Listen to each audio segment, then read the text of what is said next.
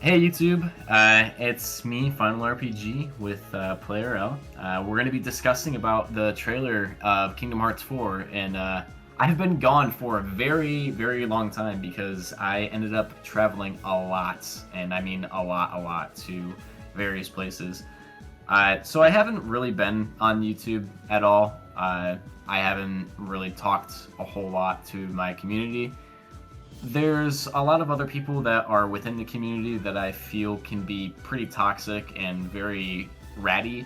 Oh, Not gonna definitely. name anyone specifically, and not gonna try to shoehorn anything in to make bad blood. It's more so a thing where people kind of try to get this hierarchy in the Kingdom Hearts community, and I think a lot of my other friends kind of notice it, and it's pretty scummy. Uh, but this has nothing to do with my community or anything like that. I appreciate people still watching my videos till this day, and even caring to subscribe, even though I haven't been making videos. And I keep promising that I'll keep coming back at some point, but videos for Kingdom Hearts are very dire, and it's really hard to make creative content on original stuff when stuff hasn't been coming out at all. So if you end up watching this video, uh, thank you for watching and listening to us yap about this because we love Kingdom Hearts, and I'm sure that you guys love Kingdom Hearts as well. But there's a lot of stuff to discuss, and I hope that you stay because there's so many things that I'm about to talk about with Player L on this situation because there's a lot of things that aren't talked about by other people about the things that we're going to talk about. So stay tuned. So, first part, let me see right here. Yeah, we haven't. Was it the? Yeah, you go off. You go ahead. Number one, who is the black coat in the trailer? So this person, I believe, and I also think that you believe, right, is Ava. Ava. Oh, I thought you wrote Envy. I didn't realize you wrote Ava. So no. So here's the thing. The voice is very similar, and the voice direction just could be massively different due to how they're going about cutscenes now. Mm-hmm. So voice direction has probably changed very massively. このままだとみんな敵同士になっちゃう。マスターアバ。ああ、君はエフメラ君だったよね。そうです。隣いいですか？うん。この世界の構造はとても複雑で、私たちが定義する光と闇を具現化したものは存在しなかった。でもそれを定義するものがこの世界に来たことで、この世界にも。The reason why I do put a side note and I could possibly say that it's Envy is because the novels of the Kingdom Hearts series, even though they're not same canon, Yeah. Envy is next to the player character. Your player is in the union of envies, and she is the overseer. And there's also that stalker that ends up following a character that we very well know, which is Mickey. Mm-hmm. And people have speculated that it's Envy. But I'm not sure if that's truly the case here or not. And I put credit to this because, there's people that have tried pulling together characters such as like Xion and Roxas from the novels. I'm forgetting the name of her at the top of my head right now, but she has basically helped Nomura a whole lot on writing Xion's character the most, even in Kingdom Hearts 3 and 358 and just in general, and how cutscenes should play for scenarios. So I don't believe it's out of the realm of the question that that could be any sort of possibility. But I'm really on a toss-up on it. I still believe it's Ava just due to the voice thing, but we'll just have to see.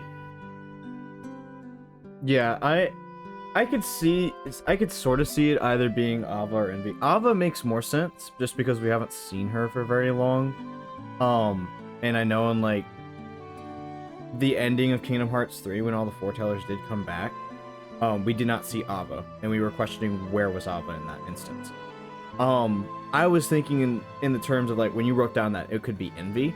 For me, I didn't know if it would make the most sense because for one, they already showed her off coming into back to like I guess what most people know it as like the Realm of Light, but it would just be them coming back from the Age of Fairy Tales to where they presumably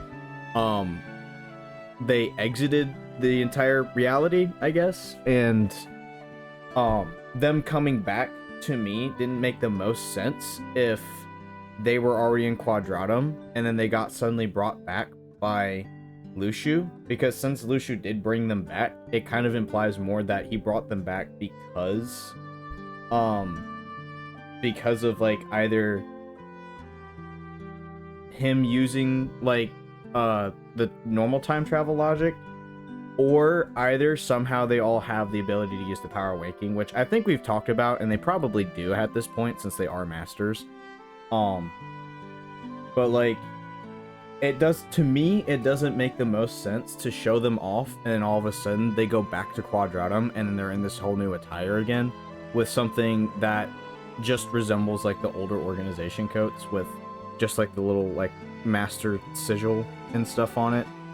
At least to me, pendant. Yeah, like to me it doesn't make the most sense since they've already shown the characters off. So I kind of feel like it's either, like in my notes I was writing this down, I was looking at it and I thought either it's it could be like a whole new character either for just this game, or it could be a character from Missing Link that I think we're gonna go over something similar to this later in the notes, but like it could be a character we haven't seen yet, but we would have seen in Missing Link if that game had come out. Right. That's my main thing. Also, I think if they're gonna do a redesign of like any of the foretellers, they're gonna give them their own original designs. This is the thing. Like, there was an interview that was by Nomura that stated the foretellers came back a specific way that didn't defy the time traveling logic that Kingdom Hearts has already implemented in. So I don't know if it's exactly just the power of waking or if it's something else entirely. See, the only thing that makes me feel like it's the power of waking that Luxu could be using is because basically all the characters have at some point come in contact with the with No Name, with the No Name Keyblade, and like technically it's not a part of their own essence, but they've been around the master enough to, I feel like, be connected enough to that. So I feel like I think that the logic would still work within the confines of what was laid out for normal time travel aside from the power of winking. And then Luxu just basically is just like, all right, come back, boys, we need you back. Right. But it's kind of a toss-up. But to me it makes the most sense because the characters are summoned there against their will from what it sounds like, and not because they wanted to. Right. So I want you to actually full screen this real quick if you can, and play the first part up for her whole quote. I don't have the audio on in OBS either, so I mean, it's okay. It's just a readable, so you can just read along. Yeah.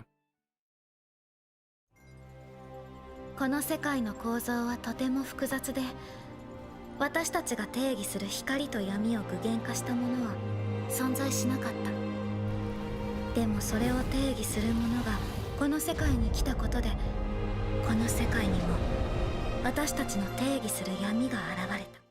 So, okay, so pause there. So this leads into the second thing that we were talking about on the question board that we put up. Yeah. This is related to Versus 13. So if anybody is very interested into Versus 13, here's your little drip feed from this. There used to be a quote that was in a trailer before that had stated, there is nothing either good or bad, but thinking makes it so. And it's very similar to what Kingdom Hearts is working with now. It's not a huge topic, but I just like to make the relation because obviously since we've already known that, you know, Kingdom Hearts and Versus were going to, you know, have added concepts from everything that was lost within Versus being added into Kingdom Hearts. It's just very interesting for, you know, to go back to look at some of the trailers and see what they were saying and what's being put into the game now, because now it gives us little notes and kind of more food for thought of what's possible or what's going to happen within this coming trailer. And just like the next time we end up having the game actually getting release date and coming out. So I hope that's soon. I really hope that. Maybe D23, right? D23 could be another possible trailer, because this isn't in the notes or anything, but it does specifically state June. Like, it says, you know, Kingdom Hearts June trailer. Are you on the Yeah, June they trailer, don't. They don't usually like list these out necessarily until they start like ramping up like actual promotion, right?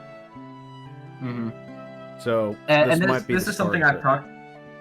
This is something I've talked about before as well. Is that Ichiban Kuji is so important, and it's really funny because people think I'm always joking about this when I'm not. Every time an Ichiban Kuji prize comes out, it is always linked up to the promotional material for the game that is coming out. Now, whatever it is, it doesn't necessarily have to correlate exactly with what game is coming out. So, like, let's just say when Missing Link was coming out. Despite the fact that there was, like, Missing Link merch in there. Even if there wasn't Missing Link merch in there, that would still indicate the fact that a game is soon to be either showing up within a trailer or dropping very soon. Because that's actually what had happened with Missing Link. It happened with Kingdom Hearts 3. In fact, Missing Link got one twice because the first time was the beta test rollout, and then they were going to actually have the game drop, but then it had ended up getting delayed. And so they were going to do it again to see if they were actually going to, you know, not pull the plug this time. But internally, we know obviously what happened with this, and it didn't come to fruition. But it is a true thing. So despite the fact that the new one that we're getting now, which by the way is happening at the very same time as D23's gaming panel, this means that despite the fact that it's Chain of Memories one, it's probably more than likely going to be Kingdom Hearts 4 that they're going to showcase. If not, my copium is maybe a movie for Dark Road and Union Cross, so they can have... Give us HD visuals, please, and my life is yours. Yeah, exactly. Like, I really hope that is what's going to happen, but I mean... Who or they really just knows? straight up announce a remake or something, which... I know the whole community has been talking about remakes for these games because they literally have like one of the best stories ever told in the side of a Kingdom Hearts, like inside of the Kingdom Hearts series. It is, yeah. Like if they rolled out with that, my mouth would drop to the floor. Yeah, complete side rant. If you're watching this and you're a Kingdom Hearts fan, I doubt this is you, but I swear, if any of you guys are watching and you guys complain any parts of the story and you have not watched Dark Road or Union Cross and you're still trying to follow this story, but then now you're going to be seeing characters that are from the mobile games and then still bitch about it, you need to either get off your ass and go and watch the thing and stop being stubborn, or just, I don't know, stop playing Kingdom Hearts in general, because there's no way that you're 10 games in deep and then you're not watching at least 6 hours of cutscenes when you've already poured in over at least 1,000 hours, especially if you're doing every single thing to get more, like 100%, and reading like all the reports and everything. It's so damning for my ears to hear, because it just makes them bleed every time I hear it. Because it's like, oh, it's inaccessible, you can't watch it. Yes, you YouTube can. it's on YouTube, dude. Like, It's I there. don't care if it's not an official format. I understand that it's a problem. I get it, but it's still on YouTube. Damo has even dubbed it. Please Bro, you go said and watch it. you said it's not that just brought flashbacks to that one conversation with that one Twitter user that you and I had. It was like, damn. It's like I why? can't stand I can't stand it. I mean, it's Twitter. I mean, what do you expect? But I mean, at the same time, Yeah. it's like, dude, like, if you're really having a serious conversation with me about this kind of stuff, like, and you really care about Kingdom Hearts, like the way that you say that you do, then just go and watch it. It's not that hard. Like you don't even And have to watch especially- it all in once. You could just space it out between a few Yeah, days. you- It really should just take maybe like 2 days and you're done. Yeah, you can take some breaks in between. There's nothing wrong with that. I mean, like, look, you can even do the same thing with the reports. Like, you can go and read the reports. Like, is it really that hard to, have some reading comprehension? Like, dude, like, I mean, I'm gonna put up this analogy right now for people. Dude, I shit you not, the back of the box on Pokemon games literally states that you should have reading comprehension to literally play the games at the best capacity possible. I hope everyone knows this. I'm actually so serious. Go read Omega Ruby and Sapphire's back of the box. And you'll see children under the age of 10 years old are still reading throughout entire games like that and not having to listen to someone talk, because there is no talking in Pokemon games. So, if you can't do that with Kingdom Hearts, but you can do that with Pokemon, I really... What are you doing here? I know. Just like, what are you doing here? Like, what? Like, bro. Like, and I'm pretty sure most Kingdom Hearts fans haven't even read the manga or anything, because even though they're not the same canon, they do kind of correlate with each other anyways, and there are things that are kind of officially the same thing in the actual official series. So most of it is officially the same. It's crazy. I mean, even then, like, isn't in Kingdom Hearts 1, like, isn't the manga writer for that series actually in the game, like written in the game? Yeah, like actually on the wall in the thing. Yeah, like, most people don't know that Shirno Amano is literally in the cave, like, on the wall. I've actually tried commenting this on another YouTuber's post, I'm not going to say who, and he kept deleting my comment for whatever reason and didn't want people to either know about it or wanted to discredit me for whatever reason on the matter. I have no idea why. But no, it's a real thing, and if you don't believe me, you can go to Shirno Amano's Twitter page and you can look at his icon that he's been drawing for years and years and years. It's the same exact little stick figure guy that he's always drawn. That's on the wall in Kingdom Hearts 1. And it's not only on the FM, it's also on the original PS2. So yeah, like, I remember seeing that character and I was always like, I don't know what this correlates to. Like, it just looks like a silly drawing or something. And then you told me about that later. I was like, wait, what the fuck? yeah, so like it's really interesting how much influence, despite the fact that they're not actual like game developers, to help like write out either scenarios or help out in the background with characters. Not saying that they totally influence everything that, like, overall, but they do have a helping hand, and I wouldn't discredit them for that in the slightest bit, which gets ignored a lot of the time. Yeah. But yeah, going on from here, number 3. Yeah. We talked about going over Strelitzia and Well, wait, hold on. We explaining didn't who she's talk about the facing. Vanitas stuff. Oh, that's further down. That's further. Oh, down. that's further down. Okay. Yeah. Okay. Shit, let's okay. Yeah, go over who Strelitzia could be facing and explain why they would be interacting with one another. So couple of things here. A lot of people do not notice. You can just freeze frame on her. Yeah, that's what I'm gonna do. I was see it. waiting. Yeah. So like with this scenario here with her, it could be a couple of people. I'm not gonna say definitively who it is out of the characters. Either it could be Yazora, it could be Lorium, it could be the Master of Masters, or it could be Luxu. It could really be anybody. It looks more like a black coat from what we're seeing. It has like a I could even leathery say texture. I was gonna say it could even be young Xehanort, maybe like a part of his coat. I don't know. Honestly, I just had the thought it's gonna be interesting for Xehanort to actually be interacting with all these characters that he has memories of but never actually met personally. I mean, Strelitzia, maybe. Well, no, it would be Strelitzia because the player character had seen her like maybe a few times, right? Every so often. In the background. So he doesn't actually like look at her. He actually ignores her. Not on purpose, but it's like he would be in the same vicinity of the worlds that she would also go along to, but she was always scared to show herself.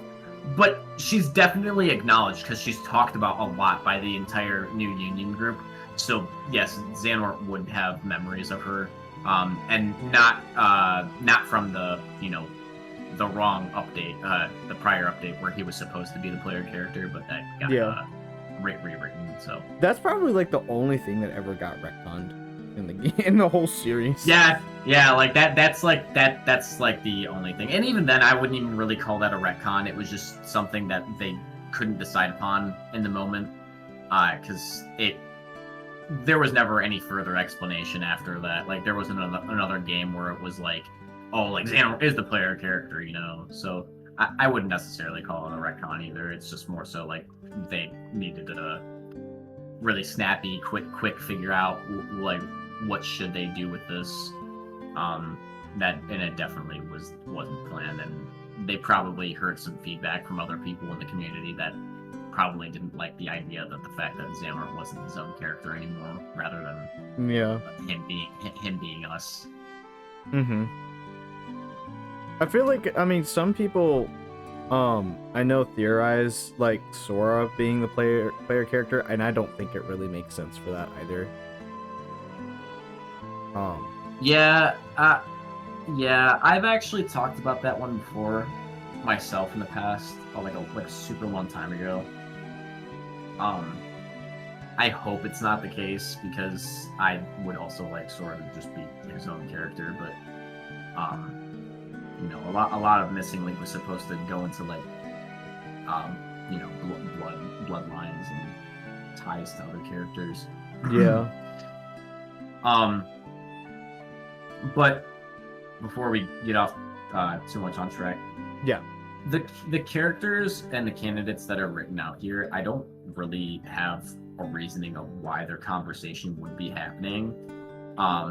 But what I do want to talk about before I talk about the whole entire like data swap thing, because I'm pretty sure a lot of people that are watching would probably already know about it by now. The one thing I am going to talk about though is that Strelitzia does not have her necklace on. If you look at the Kingdom Hearts 4 screenshots, if you look at the 2022 trailer, and even now, after so much time of development, like it's a pretty important part of her It's character. it's an important part of her like entire design, but and it was in the previous like in Union Cross and stuff, but it hasn't been brought up into this game, even though it looks like it's becoming more finalized. And the question is, why is this not here? Yeah, it's still missing. So this is my thought process on it, that I've talked about it with you before, is like, Mm-hmm. I think that it could either be the fact that she's the data version, or the real version that's here, but the other version is up and gone somewhere else.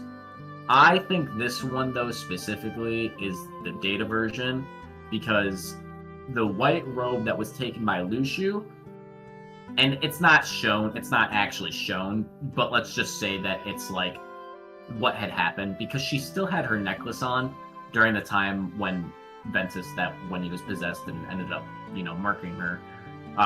Her necklace could have fallen off of her body. Again, not shown, but let's just say that's what happened in the background. And Luxu had picked it up and then taken the white robe and then ended up putting it in the lifeboat to travel up into the future.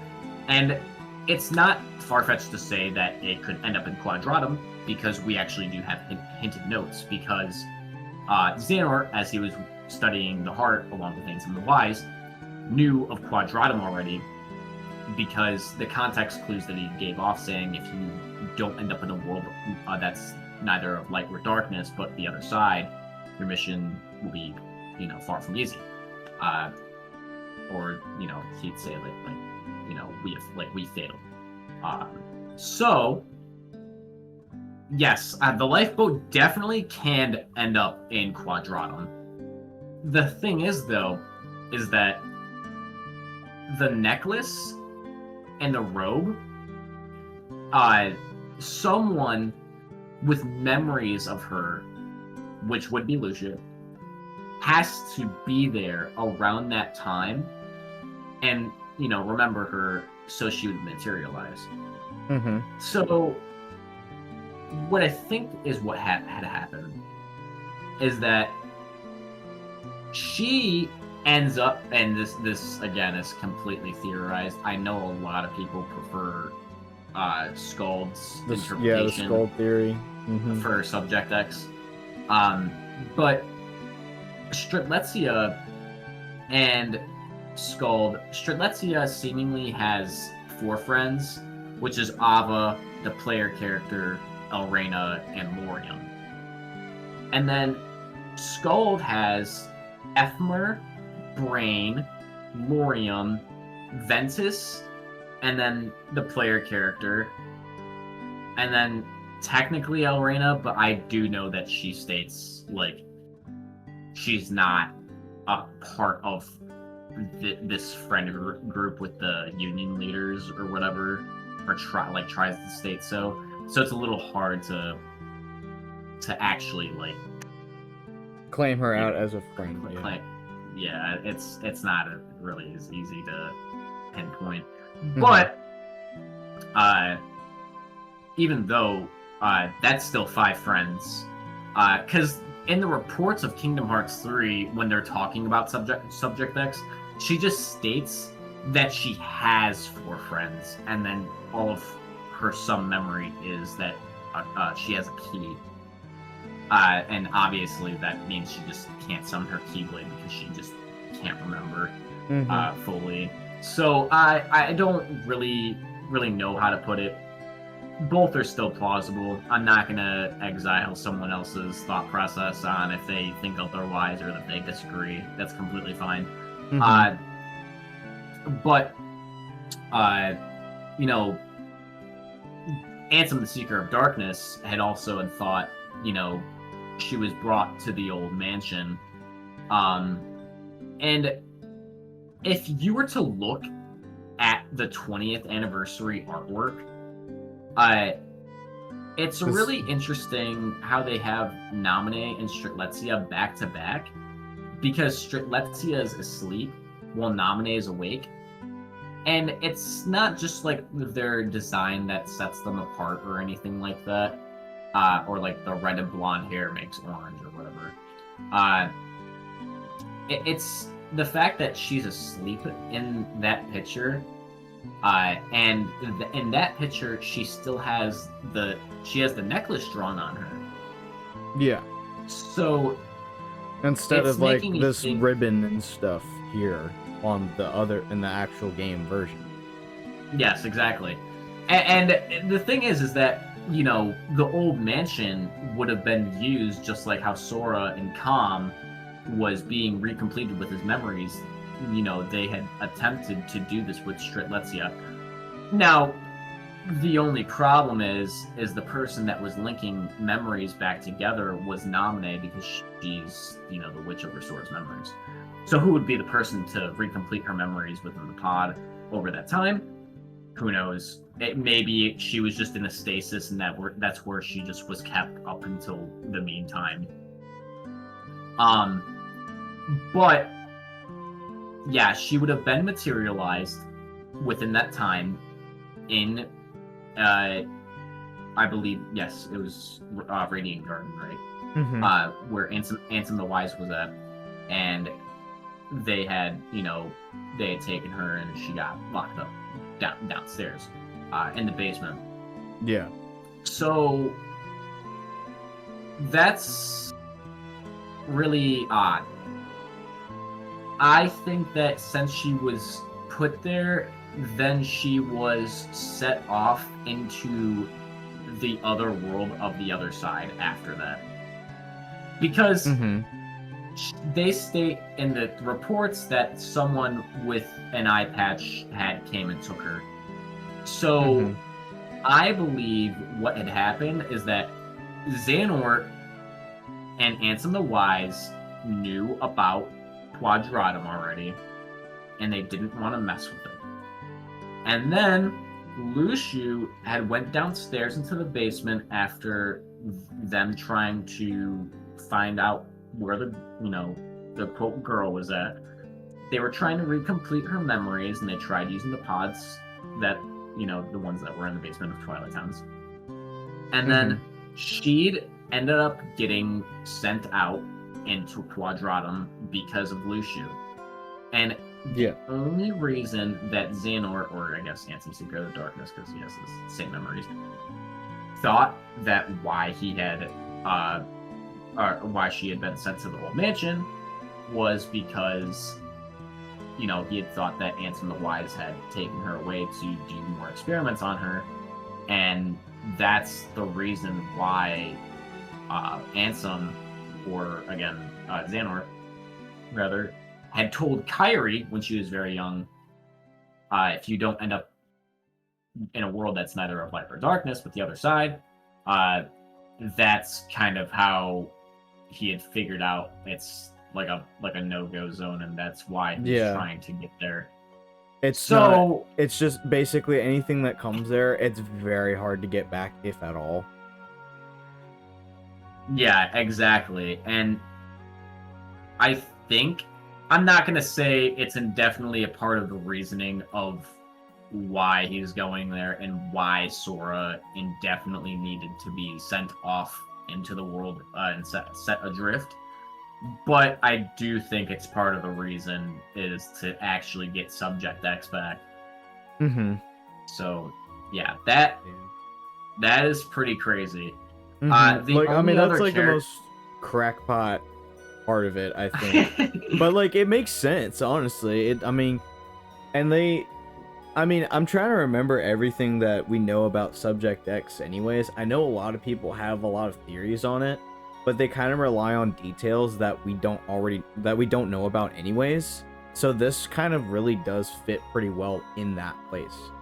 And then the other part of it too, which I know like a lot of us got very confused about when it first came out, was in Dark Road when we see more of Xehanort. Or no, was it Dark Road? I think it was the Union Cross finale.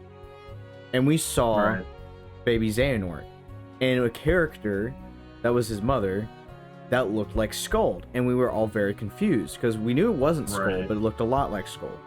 And then Namor came out with that interview of this is a descendant of Skull. And we were like, wait a minute, how does this make sense? Because we thought that Skull was supposed to be in the future. So this honestly makes more sense. Yeah. There's also a lot with the theming in, prior video that I had made a long time ago.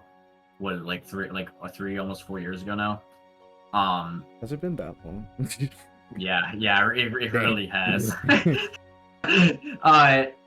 The Foreteller's home could possibly be the old mansion, or at least a long time ago it was at some point, because, well, obviously Ira's concept of the unicorn is just absolutely just plastered everywhere over the mansion. But not only that, the ceiling of the inside, it's a dandelion, so I feel like that gives a little more evidence to that. I don't think that little things that get placed in Kingdom Hearts are all for accidents. I really do think that a lot of it is to be like noticed and be like, oh, connect the dots here and you'll figure this out. Because I mean, look at, for a good example, like the people that called out like Guardian being Terra. So I think it's more than possible. So. Yeah. I mean, that's pretty much like that whole thing, pretty much. That whole theory. I'm not like, I'm trying to think. I felt like I was gonna add something to that. I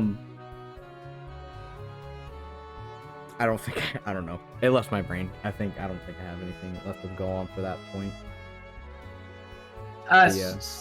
I guess the only other thing that I can think of is like the whole entire thing with Subject X. And I guess other side note, if people aren't aware, Marluxia and Calm, he sits atop the back of Strelitzia, which is actually in a cutscene in Union Cross, where she says along the lines of like, "I'll carry you on my back one day," and Calm in his other form, he does indeed sit atop of her back, because she is the giant nobody, and Spectre in his final form that's also behind him. And that's another thing that I want to bring up really quick before we go to the next question, is like, Strelitzia inside of his dream, floats up into the air and like disappears off and like goes off on vague posting. Yeah. Just like Lauriam just starts like, not even like, oh, starts flying, just starts slowly rising up, and it's just like, what the fuck? yeah, but she goes to reach out to like his hand, and she's like there, and parts of that is a little reminiscent to being inside of somebody's heart, with Sora like seeing Kairi multiple times in Kingdom Hearts 1, but she was inside of his heart the entire time. And I kind of can view it the same way with Marluxia and Calm, because I'm wondering, again, this is a theory, I'm wondering if she is inside of his heart in some capacity, if this one that we're looking at is the data one and then the real one is inside of his heart, or vice versa. Because maybe she cannot reach out to him to speak to him, since she is in Quadratum. Yeah. Well, because in Melody of Memory, they say voices can't reach you here. Yeah. You see? So that's like, I guess that would technically make sense. Because look at what happened with Sora. Look at what happened with Sora and Kairi. Sora literally freaking plastered his whole entire body over Kairi inside of her memories. So his heart's still along with her, but he's in Quadratum. His voice just can't reach out. And I feel like the same is kind of cemented with Strelitzia. Yeah, but that would just kind of throw out the whole theory that this is Data Strelitzia. If it's that Strelitzia is actually still like somewhere in the KH like verse and stuff. Right, but that again, that could be entirely vice versa. Like Yeah. between that being the real one and the other one's the data version. Mm-hmm. Because the other one does definitely exist and is around, because there was no reason that cutscene would have ever popped up with the necklace and the robe being sent out and transported through the lifeboat. Mm-hmm. Not saying the necklace was in there, but that's the the theory part of it.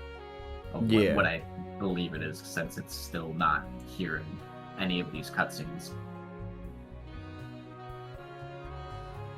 That makes sense.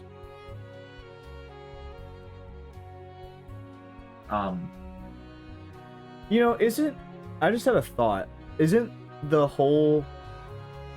So, like, in Union Cross, with the pods and stuff, nobody really knows who made them. Like, it's assumed that's the Master of Masters that made them, right? But Right.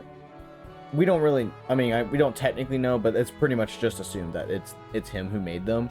And the whole... Everybody just assumes that you can, like, with the pods, you can go forward in time. But that's not necessarily their original purpose. So it's possible that they were prototypes that were meant to be able to carry people to Quadratum in the first place. Possibility. The thing is, though, is like, I'm still a little confused on the notion of like where these pods go to, because there's the pods that were in the Age of Fairy Tail, but then the pods somehow end up in Radiant Garden. Mm-hmm. The worlds are definitely connected in some capacity, and we just don't know yet on how, but they most definitely are. Yeah. I could even possibly say the same for Twilight Town. Mm-hmm. Because thematically, a lot of what's happening within these worlds are very similar. Like, just like design layouts and little motifs that are played in the world are very similar to another one. Mm-hmm. And hell, even Daybreak Town below Scala and Kylum as well. So it's... they all have, like, a central tower. I guess that's, like, the biggest thing. Is, like, they all have something that's of, like, significance. You have the castle. You have the castle in Radiant Garden. You have the clock tower in Twilight Town. Same thing for, like, Daybreak Town. And do we want to consider Scala and Kylum a part of that as well? It has a central tower, but like I said, it's a central thing. Most definitely. And even the Missing Link era one, even though we haven't gotten clues on that. Yeah. What's the other one? I'm blanking. There was another one that I was thinking of currently. There's the one in Radiant Garden. Castle Oblivion. Oblivion / Land of Departure. Yeah, they're all definitely connected in some way. One thing I had the thought process of was that, maybe if Twilight Town is, like, if the mansion could have been, like, one of the homes of the Foretellers, what's to say if, like, any of the other worlds, like, at some previous point in the past, weren't also previously, like, the Foretellers' homes, like, way distant past or something like that. Oh yeah. I could also definitely see that as well. Just because you can't always expect them to all come from the same place, but, like, it could be possible that they had their origins in different worlds, and it could just be those original worlds were their original homes. We just don't know every single space. We just know about the mansion. That's the only thing that's connected us. So Right. Next question, though, finally. Go over why Sigurd is smiling. What do you think his intentions are? Man, I know what you think, but for people that are watching currently, for me, Sigurd, he seemed like a good guy when we had first met him, but I don't know, like, nobody's really getting technically, I guess, Norded now. But I'm not going to sit here and say that Norded automatically means that you have to have Xehanort's eye colors of them being yellow, because Aqua didn't get Norded. She just fell to darkness, and she still got white hair and yellow eyes. Even though people still label her as being Norded, which isn't what happened. I mean, I think the white hair thing is a little bit different, though, because, I mean, not every character that gets Norded gets white hair. It was just the eyes. That was the only thing. So her case was a bit different. Yeah, and I know there's some people have also, like, there's some people that have talked about some crazy theories about, like, her arms. They're, like, red and black, right? And people have said that, like, she's not turning into, like, a Heartless, but a Darkling. Which is very interesting. I wouldn't know how to label that exactly. But it's very interesting nonetheless. But yeah, I don't know. I'm starting to think that Sigurd might not be so much of a good guy. From what I'm looking at. Personally, for me, I think it's just his natural eye color, because it doesn't look, to me, it doesn't look yellow enough. It just looks like a brown that has like a little bit of like a yellowish hue, like a slightly lighter brown hue to it. I don't think it has to do with darkness, but it does look like in the background there is something back there. Yeah, with, like, there's darkness. Yeah. Yeah, they're peering off the wall. I think this is happening at the same exact time when Sora's fighting the dark side. It could be that he's like, finally, he's here. Yeah, that could be possibly what it like is. The plan's in motion now.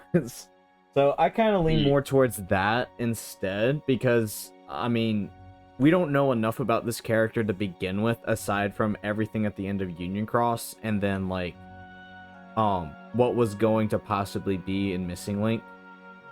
And just, like, him... Was it Nomura that confirmed that the voice that Sora hears, like, a few times throughout the series is Sigurd? Well, okay, so the parts of it with Kingdom Hearts 1 is definitely Mickey. Yeah. But there's other, like, it's the quotes of, like, opening the door to light could be either possibly between Sigurd and Mickey, which is very interesting, because it's like, what does that hold? I also, like, noticed that even in Kingdom Hearts 3, when it white rooms and then Ephemer appears in front of Sora, that has always been, especially from Nomura's writing perspective, it has always been an indication of somebody that is close to you inside of your heart, or like someone who is connected to you to some capacity, because the same thing happens in Advent Children a few times. Happens going all the way over to Final Fantasy VII. yeah. Like Final Fantasy VII in Advent Children, when, you know, he thinks about Aerith, it white rooms in his head. When he's laying down with Tifa and they're in the flower bed, it white rooms. When he's about to defeat Sephiroth, it white rooms, and Zack speaks to him and tells him that, you know, he's his living legacy. He's like, need some help? Yeah, exactly. And just like with Ephemer, like the same exact thing. He's like, you know what? That's like, actually a really interesting parallel and it's the same exact thing. He's just like, need some help? Yeah, That- both of them are this. It's literally the same exact thing. And I'm really close to following Nomura's writing perspectives. So, and I've played both games like the absolute crackhead that I am for like a living. So I kind of just caught on to this sort of thing really fast. Yeah. Even when I first played even when I played Kingdom Hearts 3 for the first time, that was like the first thing I thought of when I had seen this. I was like, wow, I was like, that's really like Cloud and Zack. Mm-hmm. We still don't know why it Um, appeared, aside him possibly being in Sora's heart, but Yeah, that goes down a long list of theories. Even when I had thrown up like the two other like wild card theories of Dark Inferno and Remus, or like Remus possibly being Magia. And people on Twitter were like, "It's like, wait a second, hold on." They're like, "Oh my god, it was in front of our face the entire time." Like they do really look similar. And it's like, yeah, because they both Mhm. have red hair. I mean, Axel also has red hair, but is Axel actually, Magia? It's like Mhm. obviously not. Yeah.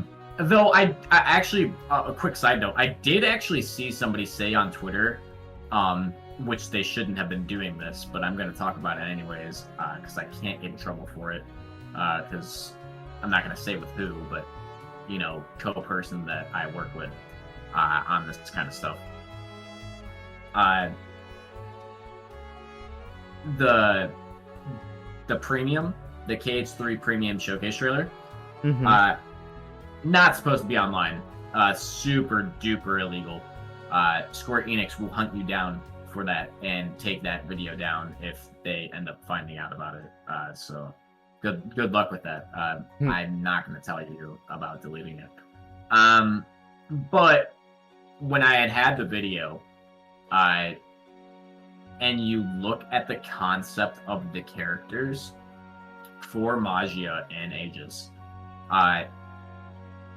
they don't have like the textures of like their clothing and their skin, Mhm. but the color palette for them is literally Donald and Goofy. Magia has yellow feet and blue attire, Mhm. and then Goofy, for Aegis, he's got green pants on with brown shoes. And I was like, whoa, that's kind of crazy. And just they That's enter kinda crazy Quadratum, they just just throw up. look like normal people or something like this. Just something crazy. And like that's the only perceivable way to put them in there. I would guess. I mean, and like you know what? I'll say this too, because the toy box cutscene, which this part of the video I will play that cutscene because it's allowed. Mhm. It was before a preview. Rex actually, states like Donald and Goofy, Donald and Goofy are Magia and Aegis, They look and nothing like them. It's yeah, but in the final game, they removed that cutscene for a specific reason because they Mhm. didn't want characters knowing one another. So, he even mistaken Sora for Yuzora. So just like how we've talked about before, seeing people a specific way, that's how Rex could probably see it through his eyes. Mhm. So, if there's anything you gotta add, we can do it. I don't think I have anything to add. I'm just thinking like, how would Rex just be like, oh, this short little like duck and this one like super tall like dog man just look exactly the same, like these two characters in this other game, and it's like that makes I don't know. Of course, like Xehanort split the world, so who knows? We will get to that part soon. I am going to be talking about that.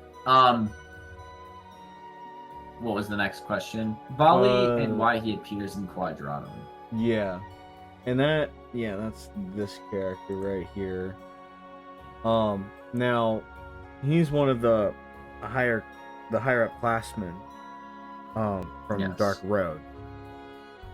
And I remember that day when we were looking at it, and then we realized who it was. Yeah. It was kind of like a mind blow. I mean, I was totally joking about the whole entire Noctis thing. Yeah. Dude, But, like, that'd be so funny. it's so crazy, like how they just threw that out, and then people like had like that. I think everyone really kind of had that joking like mindset where they're like, it's Noctis, and then everyone's like, wait, whoa, wait, how are you here? Yeah, You know, there's like, it's like just like, you're dead. You're not just dead. You're really dead. How are you here? you're double dead. Yeah. Now, I am very curious to see his interaction with Xehanort. Because, like, he low-key almost killed him with Ericus, so, I know it wasn't Xehanort's fault, though, but, like, you know, still, it's just, I wonder how their discussion would go and how Sora would be like, how do you know this person? Like, Just what's going on? Long story, been a long time. We don't talk about it. Xehanort, This- a lot of people died. Yeah, I mean, it would be cool if they actually like explored more of it in the mainline games, just because a lot of people probably don't even know about it. Actually, that would be interesting if they actually did bring those back as like flashbacks in Kingdom Hearts 4, like with the actual like in-game models and stuff reenacting the scenes from Dark Road. That would actually be really cool. Could you imagine if they deadass put up a PNG of the 2D? I couldn't 2D see model? it. See that? Yeah, like you just see all the like the 3D characters and they're talking, and then it's just the 2D images. Super hyper realistic. Super hyper realistic to just be like flashback, like a Kingdom Hearts 3 situation. Sorry, I love Kingdom Hearts 3. I do not care. I will defend the game to all time to anybody. I don't care, but man, I did think it was a little funny how they threw in like the old like graphics during old scenes of cutscenes. when like Riku and Vicky were talking. Yeah, it was that was pretty funny. Like it. On the one hand, they were probably trying to cut budget somewhere, and also felt like the original games had like they held up enough to where it, you know, it was more relatable. The fans could understand it.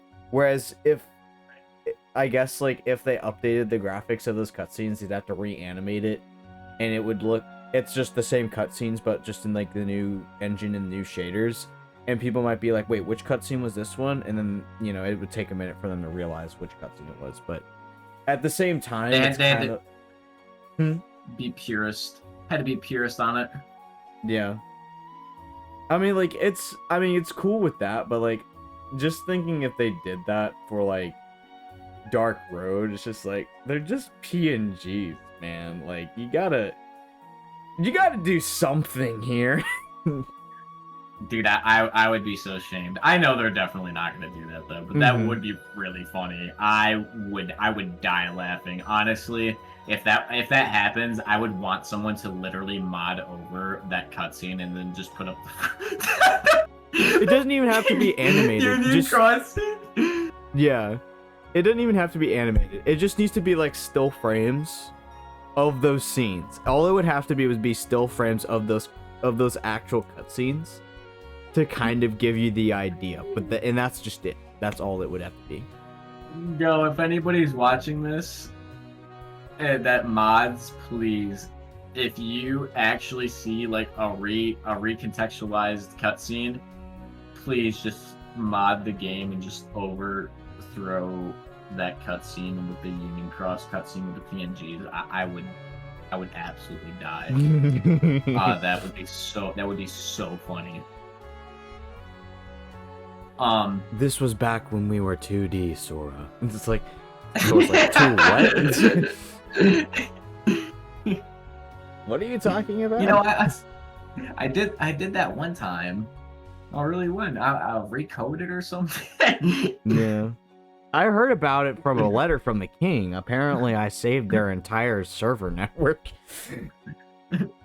I was inside of a computer and I had a 2D fight some bosses. Really interesting. Oh, so you design understand? choice. You understand, Sora? It's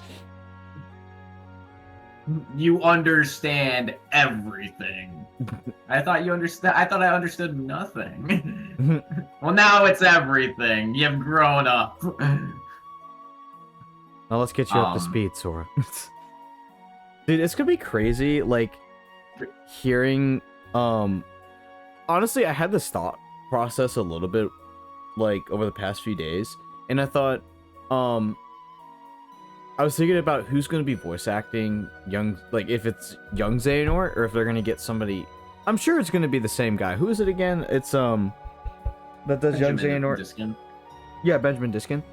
I'm pretty sure it's going to be him, but I'm thinking they're going to make him sound different and do a different voice direction because when he's younger, he's different. But then once he gets up to like Ansem, he's really different from how he was when he was like, you know, teenager.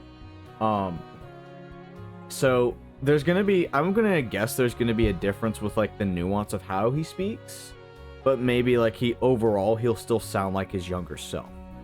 I believe he's in his 20s right now. Yeah, that would make the most sense. The other thing too is like, I mean, I kind of also think about how like when Xehanort possessed Terra and became Terranort and stuff, and I'm thinking even then that was like his 20s and then he sounded like that. So it's like, was that actually what he sounded like in his 20s, or is it gonna be Benjamin Diskin coming back and just doing a different impression? Yeah, I mean, I trust him with it. He's a really good voice actor. Yeah. I just really wonder how they're going to approach that. But I do think it's a good area that he had stopped at, like, where he's already a master. Again, he is in his 20s, rather than him being the normal young Xehanort that we know him as. I hope that or the people old don't man. try to switch up naming convention for him again. I don't want to hear, like, young Xehanort. Just call him Xehanort. It's just Xehanort now. Young middle-aged Xehanort. Like, yeah, it's just Xehanort. Please don't make it more complicated than it needs to be. Yeah, I mean, like, I feel like if this ends up being like, I don't think this will end up being a lot of people's like new, like, first experience with Kingdom Hearts, because I mean, I'm sure a lot of people will play it that are new to the series, but I mean, honestly, I think both of us have seen it. Like, lots of new people have been getting into the series ever since maybe like the last like 4 or 5 years. Like, a lot of people have like started playing through the series, the entirety of the series, and trying to understand the story from all the game's perspectives. Sure, like, not everybody completes everything, but it's definitely a lot better than it was beforehand, where it was like a lot of people played 1, then they played 2, and there was calm in between that they didn't play, but then afterwards there was 3, and then there's a bunch of games they didn't play. Right. It's a lot better now compared to how it was before, especially since the remixes and stuff are now on PC and they're very accessible. But I'm just thinking, like, I feel like a lot of people are going to come into this game and they won't really have that many questions, except the people that still hold true to saying that Kingdom Hearts 2 is better, apparently, and like never just touch any other game in the series besides 1 and 2. Yeah, I'm proud of people for coming in to try it, because Kingdom Hearts has just gained this massive reputation of being confusing and bad plot because of the consensus of freaking IGN, The Gamer, or whatever, all these news outlets and other people that just don't know what the hell they're talking about. IGN even hired a guy that specifically has played all the Kingdom Hearts games, and he tried talking about Kingdom Hearts, and he had no idea what the fuck he was talking about. And I just find that really funny. I never watched Man. IGN that much growing up. I always watched like other like YouTubers like HMK and I watched Sky, and then I started watching the Gamers Joint. And that's kind of how I got exposed to the series, because I heard, well, really, I was a big Zelda fan, and then I started watching HMK's theories on it, and then he started talking about Kingdom Hearts, and then that's kind of what got me started on that path. But when it comes to IGN, I'm pretty sure everybody knows, like, a lot of the time a lot of them have terrible opinions. Yeah, sometimes I just truly believe it's just the content farm to get people annoyed on purpose. It definitely is. I don't know.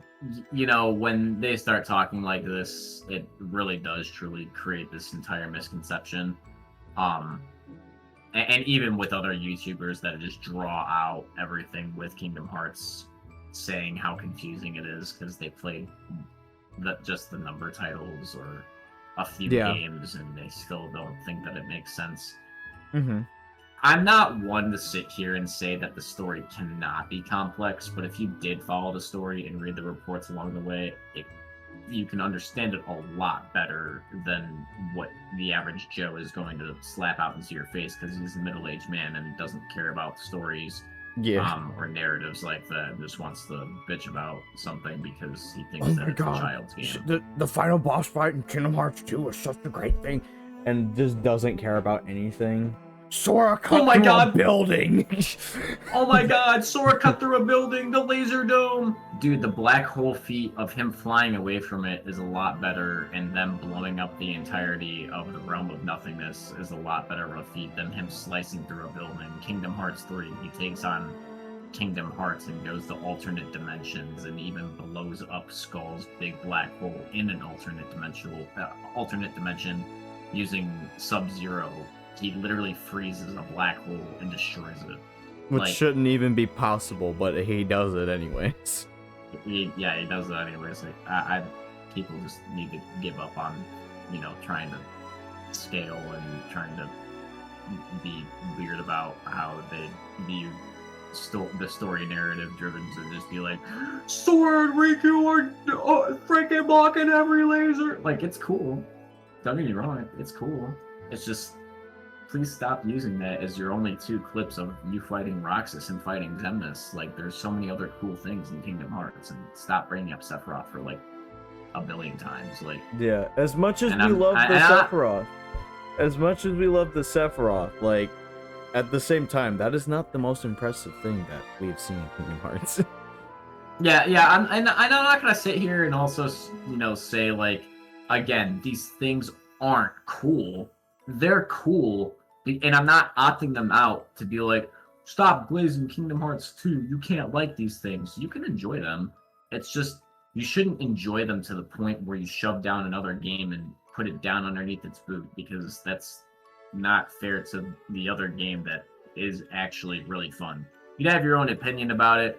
You can dislike the game, but you don't have to be so driven to the point where I've seen Twitter users for 6+ years be on Twitter hating on Kingdom Hearts 3 and not doing anything else with their life. And if somebody has anything positive to say about the game, they have to shove their opinion down your throat on why they massively hate the game, or they hate the game because they only played X amount of games, which then you could just shut your mouth and stop talking because I don't care about your opinion. But it's just stupid, man. I really do hope that people start enjoying this game a lot more and more people do understand, and just have fun with it. I mean, it's the best I could say.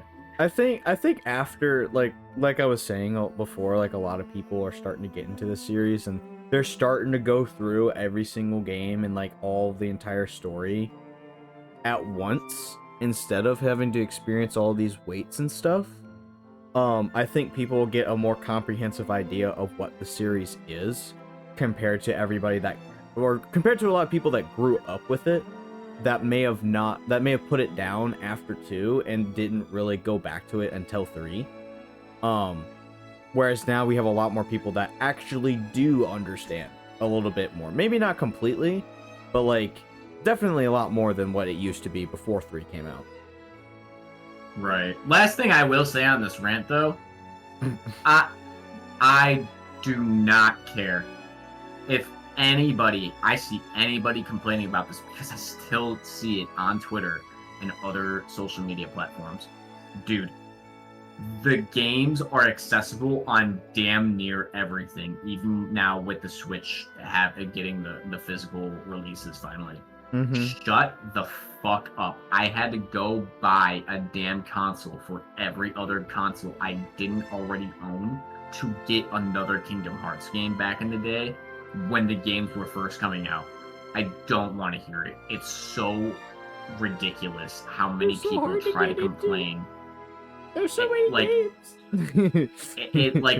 It's just silly at this point. Like, dog, it's really on everything. Like, you could have complained about this like 15 something years ago, but you can't do that now.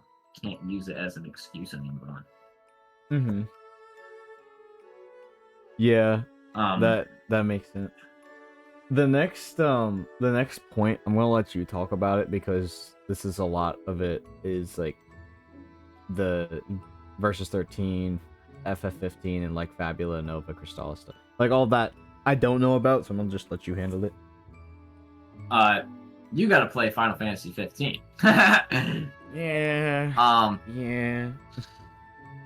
So, next question. Luxord, talk about the wild card given to Sora in Kingdom Hearts 3.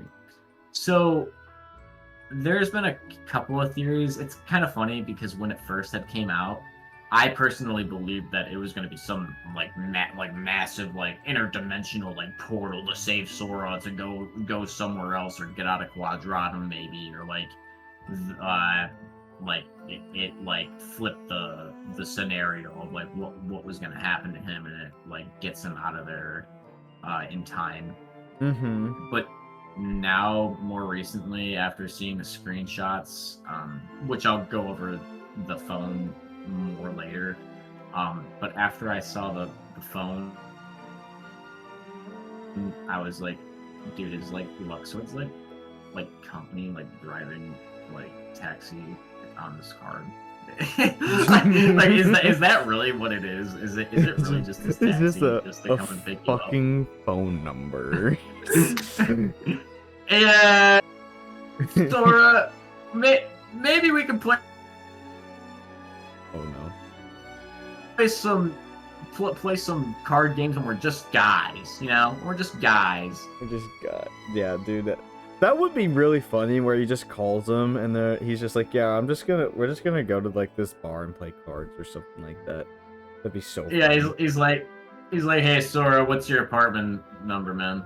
And he'll just be like, how did you know that? Yeah, you're in Aoyama, I got you. I'm coming to pick you up. Just like, I got playing. Huh? He's just like, huh? What? Oh, don't worry, I've been there many a time. I pick up drunk people from there all the time now. What? Bro. Oh man. Yeah, so that's personally what I think the card is now. It's so funny how everything else just seems a lot more big and grand, and this is just like, here's my phone number kind of thing. Though in the middle of the multiverse, the multiverse is literally about to die. Here's my phone number, Sora. I think you can use it at some point. I'll see you later. I'll see you later in Quadratum, man. Gotta go spiffy up myself real quick. Disappear. I do want to talk about though the Phoenix symbol on his attire, and how it relates to Versus 13 / Fabula, Nova, Crystallis, and Final Fantasy 15. So Versus 13 was originally It's supposed to be a part of Fabula Nova Crystallis, alongside Final Fantasy 13. And it shared like the same universe with Falsiet, which are demigods or mechanical entities. Final Fantasy 13, like as I had told you before, like has like this huge giant mechanical phoenix, like god entity, and it's artificially sun supplying power to the cocoon. I'm wondering if that has any correlation, or if it's simply just like using that same symbol from what was supposed to be in Versus, but implicate it more towards like quote the commander, you know, what do you call it, Yuzora? Yeah. If it's part of that faction or role, and if it's like kind of related to like the Lucian symbol, which I'll throw up both of these things on screen whenever this is uploaded, because it's, you know, a part of the actual lineage. Another thing to note out, which is another image I will throw up on screen.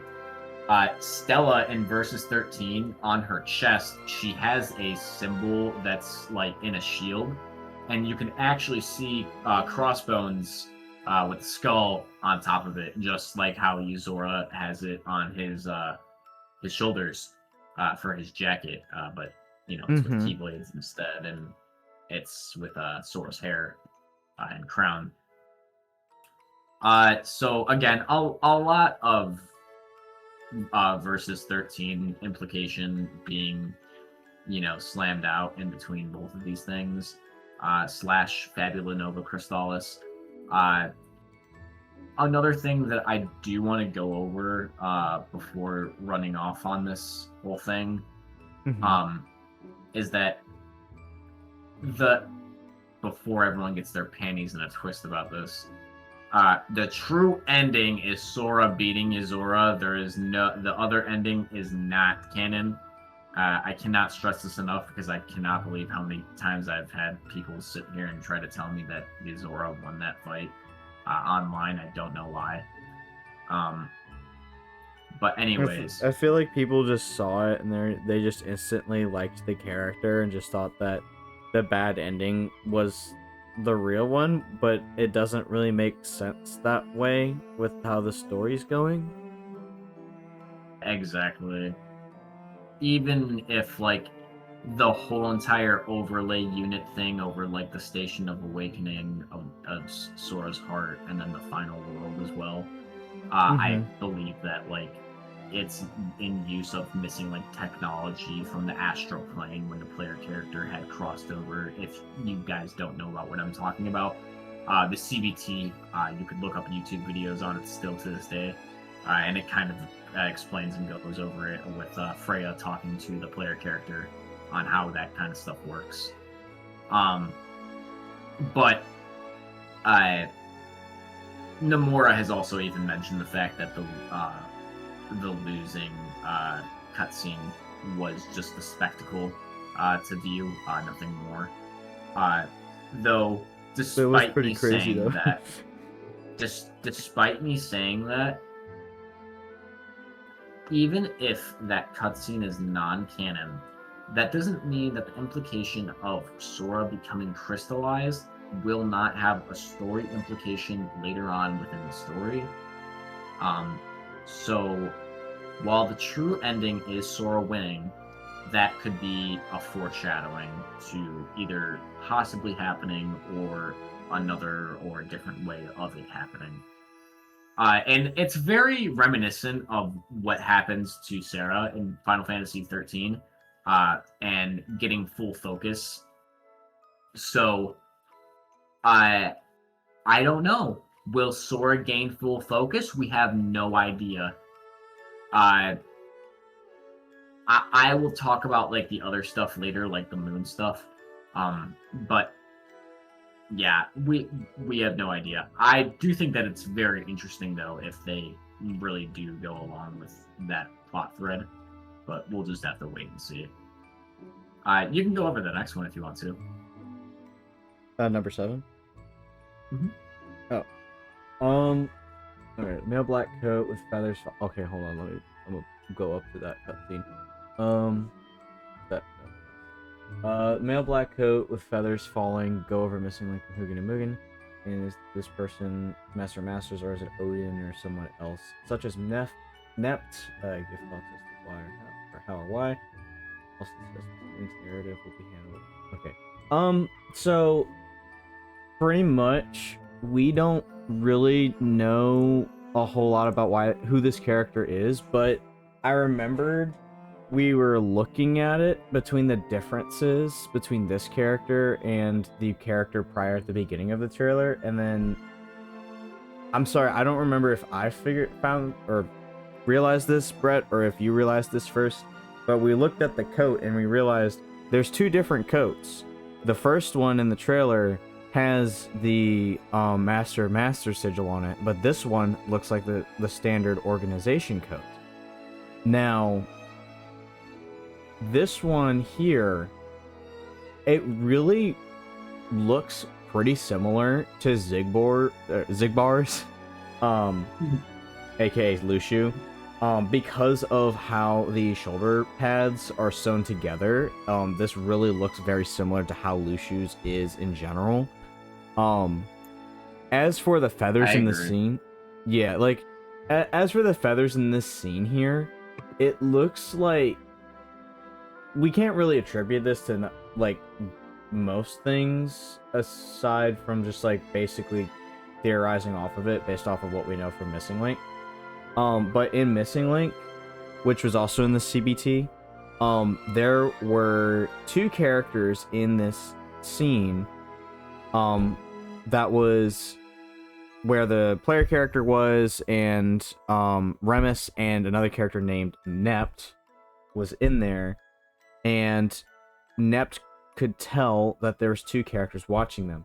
Now, these 2 characters, their names are Hugin and Mugen, and they are directly correlated to the 2 ravens that Odin in mythology had, that would basically be his eyes and ears across the world. And because of the naming conventions, we just theorized that Odin from Dark Road probably was in some correlation related to these characters in some way, that he was that they probably all were basically together at some point, and they would give him information. Now, it's very possible that it could be either of these characters, or it could be Odin himself, and it could be Lushu that is coming to see him. Or it, I mean, I don't know, we could just say, like, it might be Sephiroth or something, but, like, it's very doubtful that it's probably that. No, Patrick, it's not Sephiroth. Just like, with the black feathers, but I feel like a lot of people would probably look at this and think automatically Sephiroth because of all the stuff going on with Final Fantasy VII at the moment, and also probably a lot of older gamers wanting Sephiroth back, even me wanting Sephiroth back at the moment. But in terms of, like, the actual story, it really makes more sense if it was Hugin and Munin or Odin to be there. I don't think it would be Nept, because it's not really his thing, at least from what we saw from the CBT. Now, in terms of, like, going back to Missing Link, because we talk about Missing Link a lot, and now a lot of these things that are from Missing Link seem to be showing up a lot more in Kingdom Hearts 4. Now, it's possible we might see something about Missing Link again in the game, like either they adapt it for the game itself, or me and Brett have bounced around the idea. Well, he's really came up with the idea, but, like, it's possible that we could see maybe, like, an adapted movie dropped for the 25th anniversary for, what would be, next year?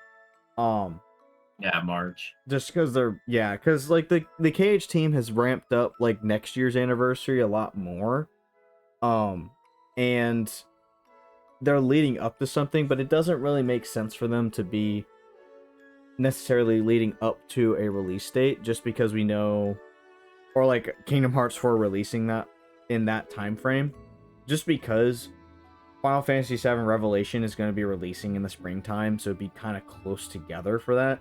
Not saying that they necessarily wouldn't do that, but it makes more sense that they probably have other plans for the 25th anniversary of Kingdom Hearts to actually talk about stuff from Missing Link, possibly give us a version of the story that would go over all of the plot points that we were supposed to get from the actual game itself when it was supposed to launch.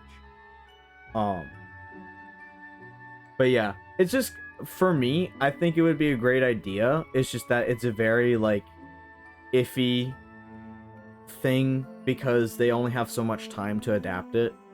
But they might be able to do it, especially if the game's either like Kingdom Hearts 4 is either coming out maybe like late next year, or like I don't think it's off the table for being in next year, but like it is also possible.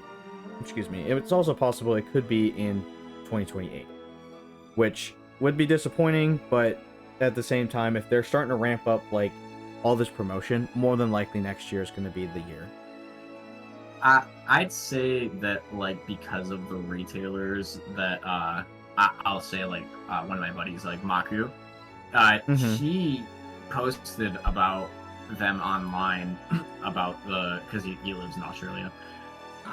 The retailers posting about 2027, and it was not a written message by an employee, because every single retailer store listed the same exact prerequisite message that was plastered onto the site. Because if it wasn't, this means that somebody in the company had wrote this before plastering it onto their site, of possibly when like the game would probably be coming into the store for publishing, them selling it out.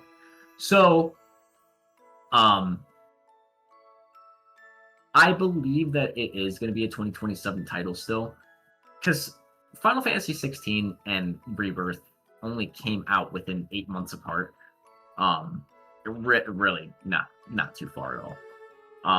Now springtime to, I'd say obviously it'd be a winter release, I would assume then, if that were the case. But I mean, never say never. Them literally stating and showcasing one gameplay of, even if it's in development gameplay, and someone's actually playing this game, and on top of that, they're already announcing all the consoles that it's made for, especially for it being Switch 2, because let's be honest, no sugarcoat, the game is going to be meant for PlayStation 5 for it being optimized. If they have to run on the lower ended hardware, the game is further in development than people would naturally. It would have been a reason, because it's a lot harder to do that on a console that's not as optimized for it. So they've been working on it for a very long time, where they've gotten it to work for the Switch 2. So it's pretty impressive where it's at.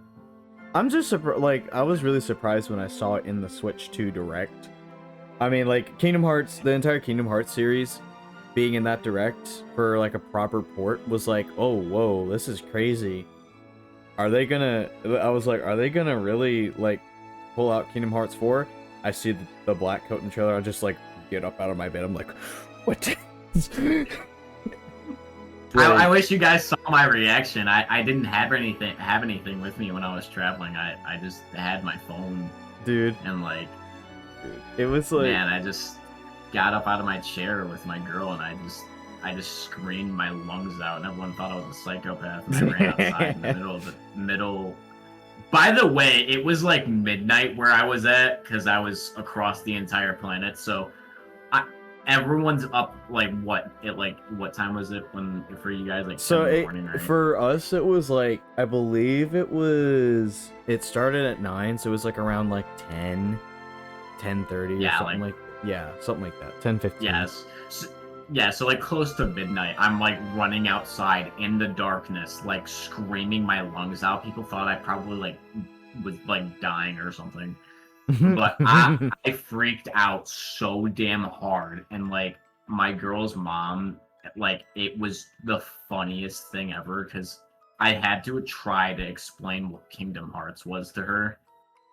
That's crazy. That's crazy.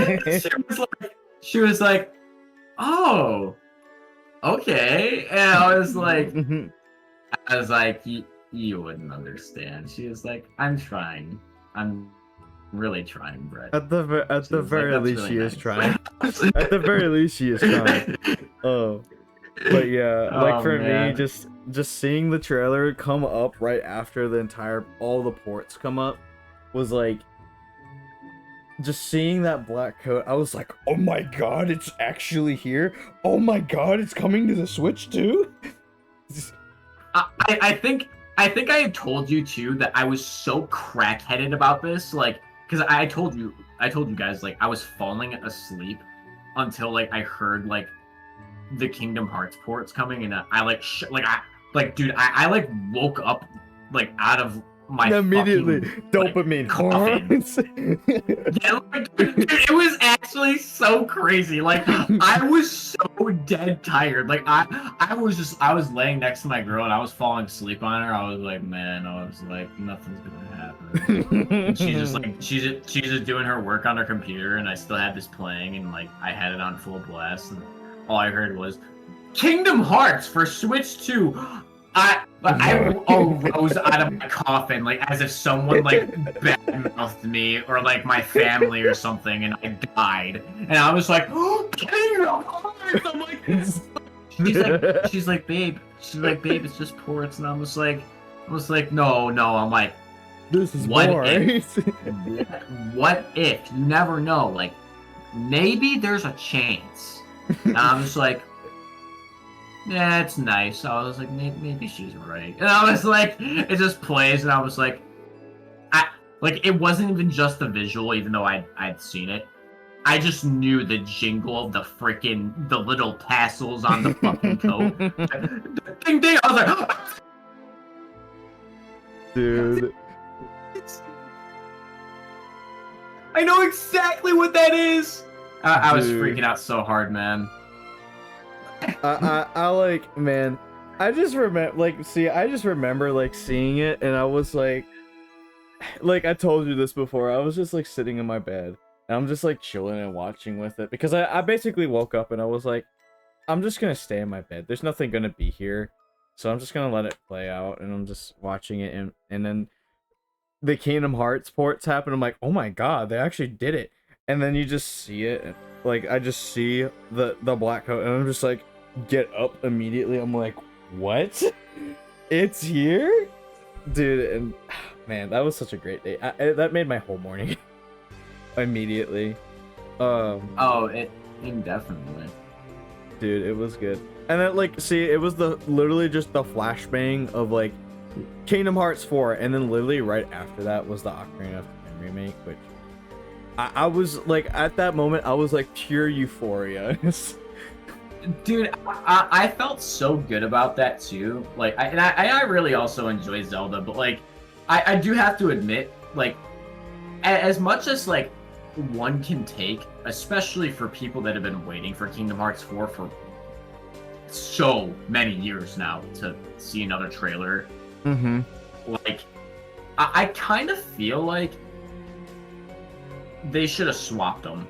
I think the Honestly, Ocarina of Time trailer yeah. should have happened first, because after people saw Kingdom Hearts 4 and most of everyone's reactions, and a lot of other people are Zelda fans too, I feel like people's reactions after they saw the Kingdom Hearts 4 trailer and them losing their breath and them just being like entirely exhausted from screaming, they were just like it got like watered down. Like people weren't like Yeah. as like freaked out when they saw the Zelda trailer.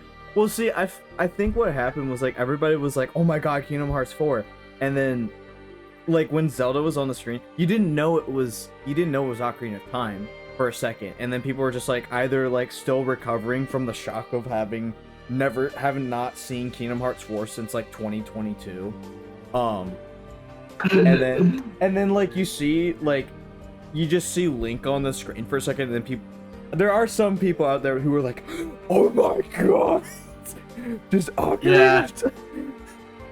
And then, I think it's just a lot harder if you're a dual fan, like a both series, which made it a lot like harder, watered down in some cases. Yeah, like I feel like a lot of people resonate more with Kingdom Hearts at the moment versus Zelda, because a lot of the Zelda fan community really comes from Breath of the Wild and Tears of the Kingdom, because that's what grew the audience to exponential heights compared to like the previous games.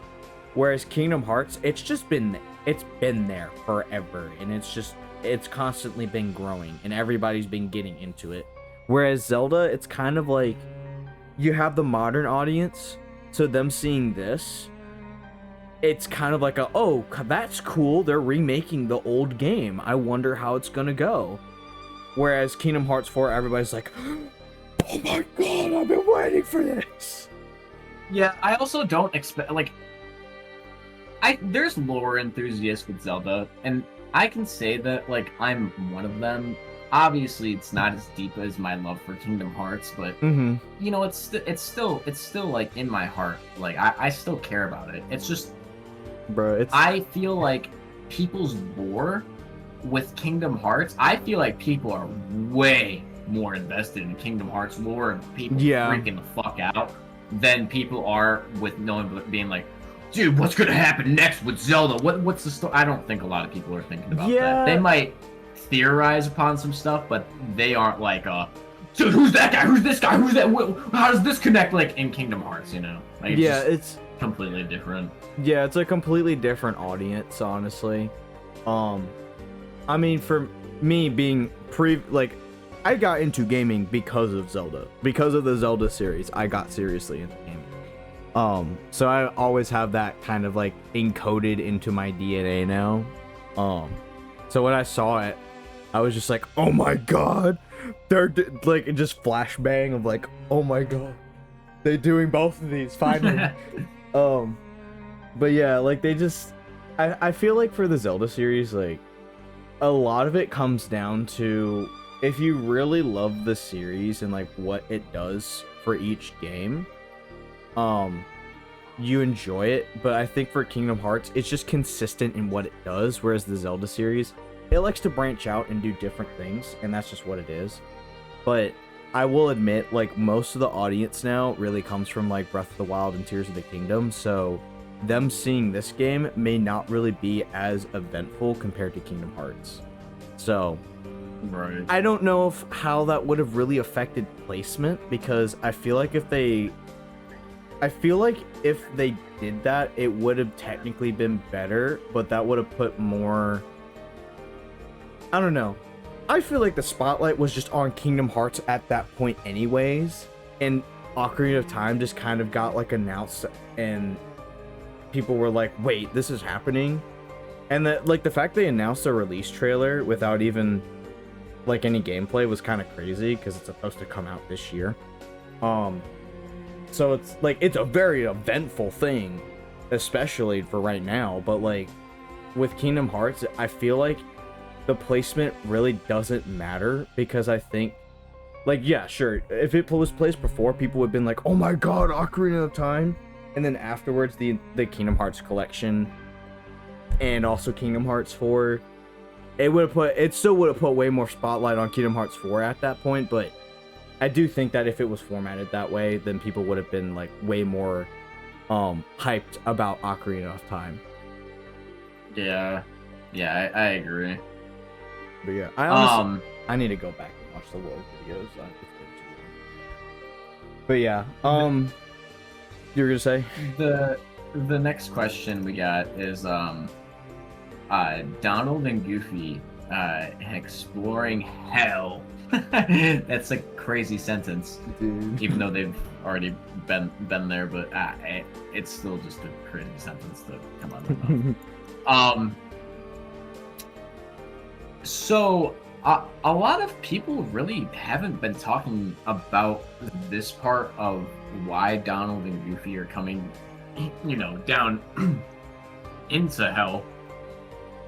And it's weird to me because I think more people would watch the movies, but I understand where everyone's coming from, and it's most likely what's going to happen with, the whole entire Dark Road thing and Hades, talking to, Xehanort and Ericus and getting them to find their friends and, showing them that they were, descending down from the final world and having a conversation with them.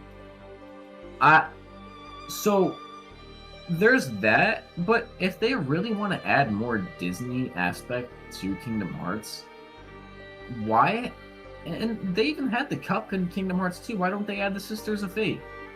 Mhm. It makes perfect sense to put the red thread on Sora to try to find out where he's at. It's not like they wouldn't be able to do that. I also think that it would be more enticing. Not saying that Hades can't do something. I think Hades has done a lot within the series already. I feel like it'd be cooler to have other characters that haven't been in the game yet have some spotlight to show what other characters can do and be more involved rather than Yeah. just slapping everything in one spot. I'm actually, so one thing I did also think about, aside from like the Sisters of Fate, I thought about, I don't know how they're gonna handle this, if they're gonna be cutscenes or crazy thought. What if they make Donald and Goofy playable? Like, I don't know, but like that would be kind of interesting if they decided to go down that route for like playable. I mean, segments. they were in 358, so I mean, I don't think it's out of the realm of possibility to do it for a numbered title with how technical they've gotten over the years. And I mean, they even experimented a whole lot with switching between characters, not obviously in game, but before you start to fight, when like Remind Head came out, or like just like the little segments that you got to play with like Riku and Mickey. So I think that it's totally possible. I also think that it'd be fun as hell. Mm-hmm. This will never happen, but oh my god, it would be so awesome if you could just pair up a second controller to the console and fucking both have Donald and Goofy playing. That at the would be same so time. fun. I just get my brother to be like, bro, come over here now. You're helping me. Play as Donald and Goofy and fight the demons of hell in Olympus, fucking together and killing Hades himself. Like, dude, that'd be amazing. Yeah. I mean, honestly, it would really just be that, because, I mean, are we gonna deal with the Heartless anymore, like, at the moment, or are they gonna be kind of gone? That's a question that I have at the moment. Okay, I feel like you're saying this because, they kind of, like, go after the Keyblade. Yeah. Not saying they don't happen anywhere, but, like, they typically appear... Yeah, like, they typically have appeared before, mainly because of specific meddling from other characters at the moment, but not... I mean, they do go after the Keyblade, but usually... I mean, usually any Keyblade wielders, they'll go and see what's going on first, and then they'll notice that there's something there, and people will tell them that there's stuff going on. But, like, at this point, it's like, there's really nothing that's causing, or nothing directly that we can see that's causing, any of the darkness, or, like, any Heartless to really come up at all. So I wonder if Hades is just, like, I wonder if they're thinking, like, oh, we're just gonna go and see what we can find, because, like, the Heartless aren't really as much of a problem anymore. Sure, they can take care of themselves, but, like, at the same time, it's kind of like, well, I don't see the Foretellers ever using the Heartless at all, because that just kind of goes against their entire, like, their entire thing. Like, Yeah, they're trying to fight. ideology. Yeah, that just goes against their ideology entirely. So it's like, well, what is that like? Are we gonna encounter any Heartless anymore, or are there gonna be other things that are going on? Because I mean, sure, they might pop up every now and then, but it's not like I don't think it's gonna be as bad as it was like during whenever Sora would be around and have to fix things. I'd also rather see other villains instead of like Cerberus for like the 1000th time. More like original stuff. I mean, there's another Titan. There's like 2 that they haven't used yet. Well, I mean, there's the Cyclops, and then there's Kronos. That would be crazy, but I don't think. I mean, like, I don't think Kronos particularly likes Hades either. What if they end up going the Dynamite comics? Oh. Wait, which one? That too. The Dynamite comics. Oh, I'm trying to think, because that's the ones I actually read. Yeah. I would love to see that. I mean, there's not even that, but it's. I mean, I remember in that series they were going. I heard that it got canceled, and I was so sad when it got canceled because it actually seemed like a really cool series that was gonna get up off the ground. But like now it's. I mean, it's all on a cliffhanger, and it was gonna go into like Egyptian mythology and stuff, but it's not doing any of that anymore, which sucks. But yeah, I was gonna say, like, what if Donald and Goofy like go to like was the Well of Souls? Yeah. To see if they can find a way to get to Sora. That would be interesting. I mean, well, I know people have said that like Warren coming back to converse with them. mm-hmm. But I don't think they think that Sora's dead. Yeah, they just state that they're trying to look for him. Yeah. And that he's been missing. That even Riku says that. Yeah. You know, I just had the thought too of like, when it comes to the Union, or like not the Union Cross, Dark Road characters that Xehanort and Ericus spoke to in Dark Road, none of those characters we've seen in the Kingdom Hearts 4 stuff, like, not saying they can't be there, but it's kind of interesting that Volley wasn't there, and we've only seen the other appearance of him in Quadratum. Yeah, I'm surprised that was the only character that they showed off if they were gonna show any other ones, you know? Because, like, he's the one that really didn't have a whole lot to say. Yeah. I swear he has, like, 2 lines in that whole game, too. Yeah. I have this feeling either the characters that they saw, they had something they were still holding on to. So that's the only reason why they were still there. But then maybe after Dark Road, they may have moved on. But it just really depends, because it's kind of like the only reason why characters go to like the final world and stuff is because they have something they're still holding on to. So, not saying they can't move on, because if they move on, then they literally will just go on to the next life. But that's just where they get held back at. So Right. it's an interesting thought process, but it is very interesting to think that Volley's the only character that we've seen outside of Xehanort that's there from Dark Road. I think Vidar is gonna be there. I could see that. I could see Vidar there. Because the other characters, I'm led to believe or assume those are the stars that Sora can speak to in KH3. Mm-hmm. But then, you know, like you said, that would mean that they're holding on to something, which means that their bodies wouldn't be in Quadratum, right? Yeah, So they wouldn't be there. I don't know. unless like within that, because a whole year does pass, so I mean maybe within that year they choose to or not after Sora speaks to them. Who knows? I mean, because they had so much, however many X amount of time to choose to move on afterwards from Yeah. holding on for so long. We just really wouldn't know. Yeah. But it's Um, something to think about. Yeah, it is something to think about. I don't think there's.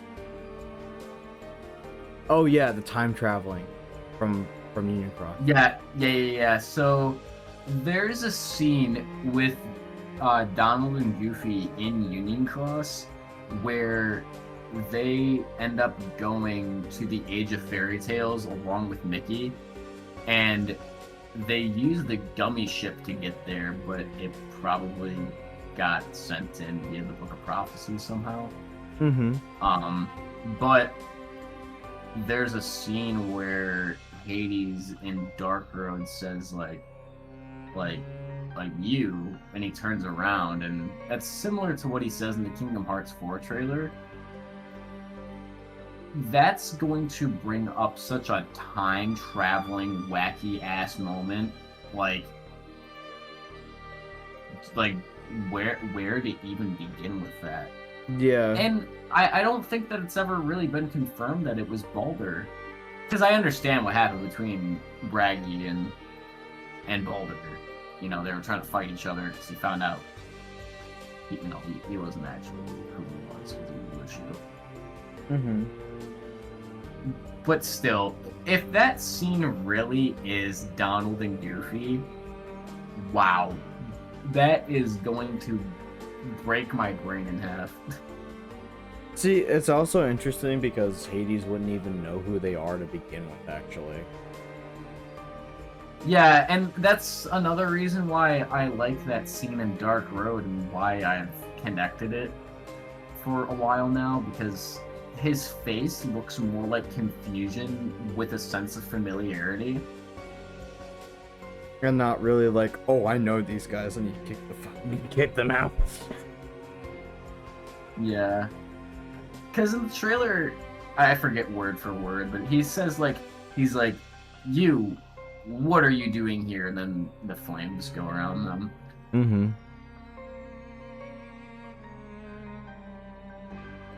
Yeah, but I would really like to see that and see what's going on there. And I remember the time traveling stuff you were mentioning beforehand with it was before with one of the other questions where he basically Mickey realized that they were being watched in Union Cross, right? Right. So that's another thing to point out, I guess. But and also just we need to figure out how they even got there in the first place. Like, didn't you talk about how Mickey had the star charm thing and it allowed him to go to different worlds if he thought about it? And we had talked about if it was possible, if it would be able to do time travel, because some things like that can work. Yeah, the star shard that he used in Birth by Sleep. Because if I remember correctly, I'm pretty sure that's what he had used in that Union Cross cutscene. And again, let's just say that things aren't one for one, because for example, obviously Mickey's Keyblade and clothes aren't going to be the ones of his TH3 attire because it just wasn't made during the time. And then also the Star Shard could have just been in place for what they're going to use now, which is most likely the Book of Prophecies to project them into the Age of Fairy Tales. So I mean, we'll just have to see with that too, because that one is let up for interpretation for right now, because there's not really a definitive answer towards that on if that was a pre-written thing that they didn't know was going to be changed later on. Yeah. And I can only say so much, because dude, like only like 2 people really like actually wrote the scenarios for the entire game, and then the other people were just like programmers and stuff. So Yeah, that makes sense. I mean, like it was like that for such a long time. I'm just surprised that they even were able to do all that. proud of you people. Dude. Alright. I guess the next point, going over Sora and Xehanort meeting and why we think Sora is on the ground upset while Xehanort seemingly is trying to comfort him. This was a crazy scene, and also, it was so nice to gloat about how we knew that he was gonna be coming back, and all the people that were telling us that he was not coming back to the series are like, bruh, shut up. Yeah, like I remember all those years ago when Dark Road like finally had finished, and I had pointed out that it was Nishida Park.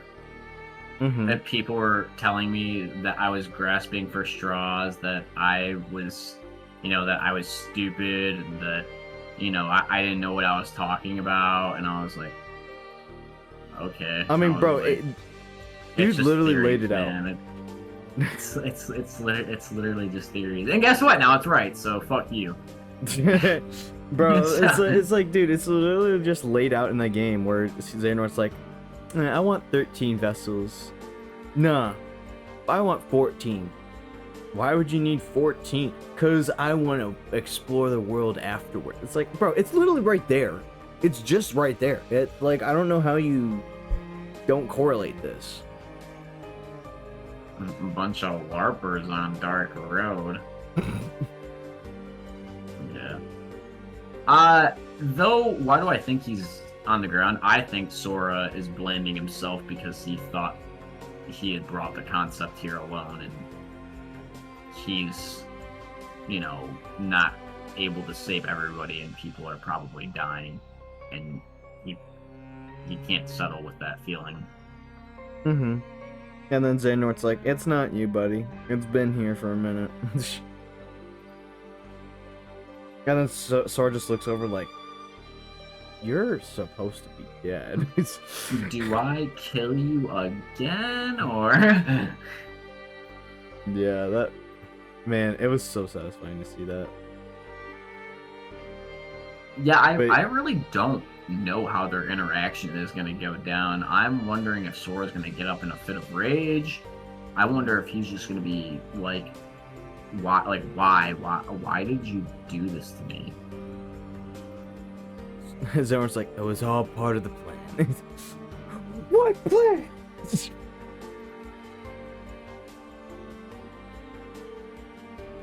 He's just like a dick, and he's just like, you did this to yourself.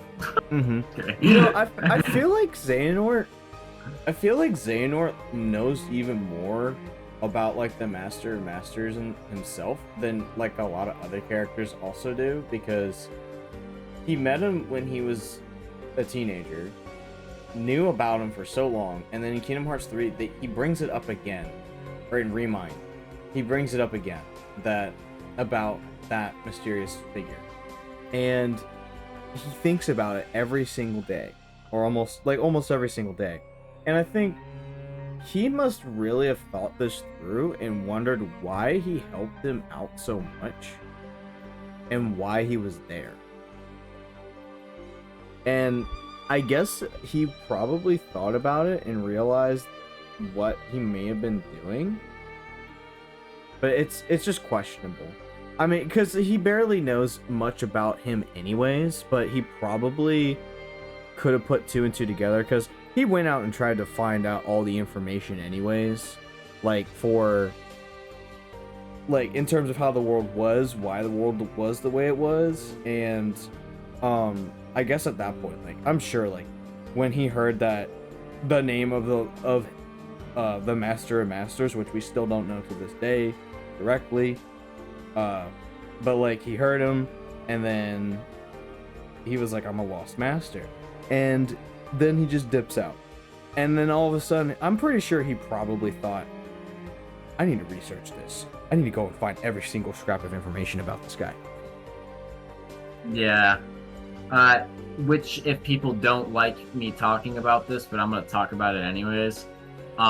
Dark Road, both translations of the Japanese version and the English version, there is 4 and 3, or 2, I'm sorry, 2 lines between the dialogue when he's trying to say his name. They're just flat lines. But, you know, if you were to translate between katakana and English, it would just be Sora or Soru, which means soul, spelled as in S-O-L. And soul is, you know, the Light. great god light, but also it's the interpretation for the sky. And well, we know Sora's name means sky, so there's that. I also find it funny, I'm gonna quickly go over, I still can't really get my mind around the entire Jack thing he mentions, because he like tells Xehanort, he's like, my name could be Theodore, it could be Jack, you know. That one I can't really pinpoint, but the Theodore thing, Mickey's real full name is Theodore Michael Mouse, and I swear to God, if that's Sora trying to, you know, like say that instead of like, oh, the king, or, you know, whatever, trying to do like a play on words type of thing, I'll freak the fuck out. I will freak out big time, man. Yeah, I don't care if nobody likes this theory. I'm still gonna talk about it. Yeah. I think, honestly, I didn't think about that, but you mentioned that now, and I'm like, oh. Yeah. Yeah. But yeah, as for that whole scene there for Xehanort meeting Sora, it's like, it's kind of like, it feels just a lot like a reveal. Yeah. That's kind of what I still believe that there's no reason as to why they would hide his name. There's really no reason at all.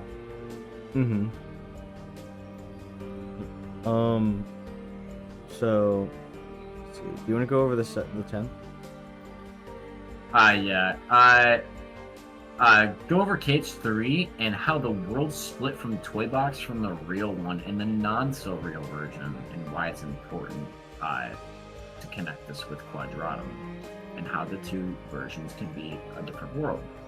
So, young Xehanort explains to Sora that the world is, you know, split. There's the real version, and then there's the non-so-real version, and they kind of, you know, Sora kind of figures that out because Buzz's blaster starts working as to where it's not supposed to be working. One thing I do want to quickly mention before I go into that whole thing, I still think that it's very interesting to this day when they're about to leave the world and saying, you know, like they still, you know, got their friends right here in their heart, and that they'll be there for Sora. When you go to the credits, they're back in Andy's room, and someone's about to open the door. But as far as we know, people don't exist in the real world version for some reason. I know that it's probably just like oh, they're not there because, you know, in every other world, they're either, you know, people that are dying, or just like other people that just aren't there due to constraints, and they can't, you know, they can't make all that. They'd make giant people walking around when you're so little like that. Like, it'd be too much. But, you know, that is interesting. Like, why is someone opening up the door? Like, does that mean that they got sent back to their own version of reality? Yeah, because, like, it never, like, it just says that, you know, like, Xehanort's gone, but not, like, it doesn't really state that the world itself got merged back together and they were able to go back home. But it's just kind of assumed that that's what happened. That just naturally happened. And once everything was said and done, or I don't know, at the end of that world's storyline, they talk about how they're not really ready to go, as if it's like they can choose when they want to leave or not. But like, and that's just for that's just for like the gameplay purposes. But like, at the same time, it's kind of odd that it's just not mentioned at all after that point, if they ever went back or not. Yeah, and I know the whole world's purpose was also supposed to be like a testament towards if their replicas would work, especially with Shion. And that's kind of how they figured that out. I also still think about to this day, and I know that it was probably in relation to the Guardians of Light, but I still think about the scene where Xehanort plays nice with Sora instead of being a dick, and he's like, he whispers to him, he's like, find the hearts joined to yours. There's not, it just, I don't know if it was the shift in tone or what, but it didn't sound like there was malice behind it. It was more of like please let me help you. Yeah. It kind of felt like he was trying to tell him to figure out something. And told him it definitely did feel different, and I think we've talked about this before, where it was like, this doesn't feel like how young Xehanort normally acts at all. Yeah, like it again, I know it's more than likely about just like the Guardians of Light and everything, and you know, him trying to find them and, you know, awaken Ventus and everything like that. But, you know, what if there's like also a different meaning to it and past like going into Quadratum? Who knows? That would actually be a really cool, interesting little detail to pick up on if that is the case. But you know, I'm also wondering, and I talked about this with you before as well, I'm wondering if the world of Quadratum is split into two, and there's a real, like, there's the actual real world version, and then there's the quote Verum Rex version of the world. And I tried not to get too complex with it, because I understand that it's also an in development kind of thing, but the world stylistically changes, and you know, there's certain instances like of the screenshots that we have gotten that, you know, some of them look hella more real, and that could be just CG or just like in-game kind of screenshots, right? But then there's the gameplay we've seen now, and some of this just looks so drastically different from a lot of the stuff that we've seen before. I'm wondering if it could possibly be another part of another world, or if it's just a graphical thing that they decided upon. Yeah, that's a possibility. I think that it would be interesting, and it would kind of like lead Cadence to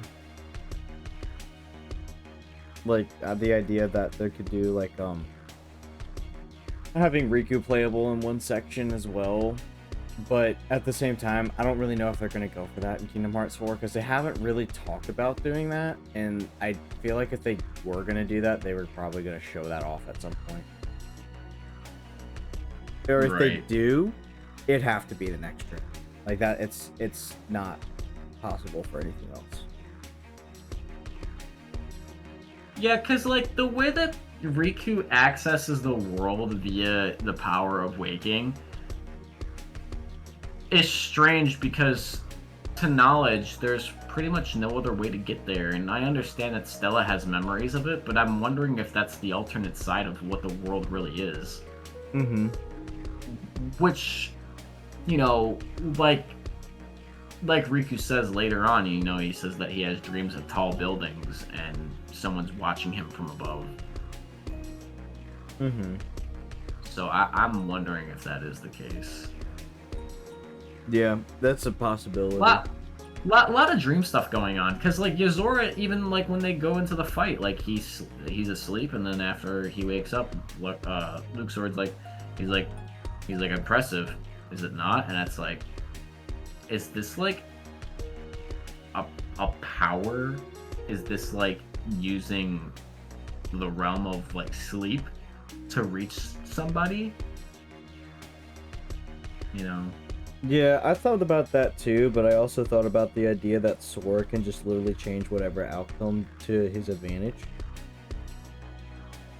That's one thing I thought about. Just because, like, we get that bad ending, but then we also get, like, the true ending.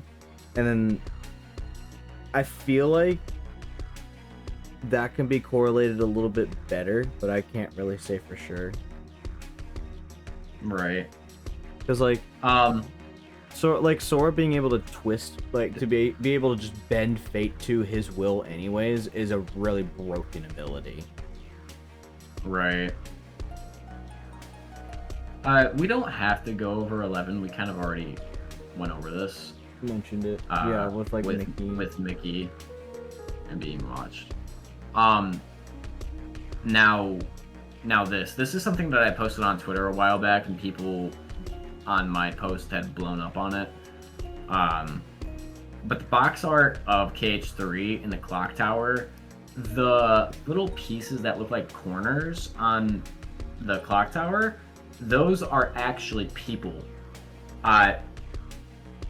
They're most likely the foretellers, but now that everyone's in a black coat, we have no idea. They could be other characters from Missing Link. They could be anybody. We have no idea. Yeah. And Nomura has confirmed that those are people in interview. That is not a speculation. That is 1000% confirmed. Mm-hmm. I don't know if there's the possibility of the clock, or if it's just like a, just like a little Easter egg. The clock showing 7:13 on the box art, if it means anything in lore implication, if that time does strike, something's going to happen within the story at that specific time. And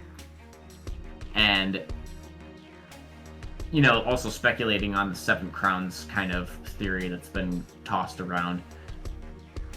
Man, personally, I think that it's going to be Sora, Riku, Xehanort, Strelitzia, Yozora, and then the other two, I want to say either Pyre and maybe Ericus, if Ericus is still around, or maybe Roxas and Lee. The only reason I say that is because of them being shown in that artwork at the ending of Kingdom Hearts 3 on Critical Mode. Yeah. There's also the Darkling that you've mentioned before. And why? Yes. Like, nobody's mentioned it, but you were kind of picking up on it. Yeah. A lot of people have not mentioned this about like Yozora's heart being replaced with another's. While the case may just sound like someone else is inside of his body and he's not the one that's truly dictating it, but where would that lead his heart to, right? I think that on the box art, Yozora might be the Darkling that's in the box art, because the Darkling doesn't seem filled with malice. It seems upset, and he's holding the star, and the star, I'll just say Stella, for the hell of it, has been longing to see him again. And from as far as we know, the Darklings actually do have speech. They can talk. So that will be crazy interesting to have a character be a Darkling and Sora converses with the character like that. Because we haven't really seen them that much. I mean, honestly, they're separate from the Deadly Darknesses, but they are very different creatures as well that are attached to it. Yeah, also just separate from like Heartless in general, like they're really unique. Mm-hmm. So yeah, it's an interesting theory.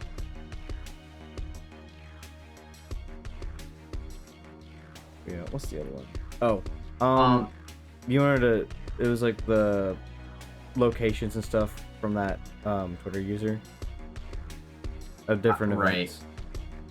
Here, let me grab that really quick and send it over to you. I should have already sent this. I think over you already to did. Yeah, you already sent it to me. This wasn't just about like the conversation of the game. I just want to thank the person that actually went out and like they dead ass in real life went to go like to these places and like took pictures as well. Mm-hmm.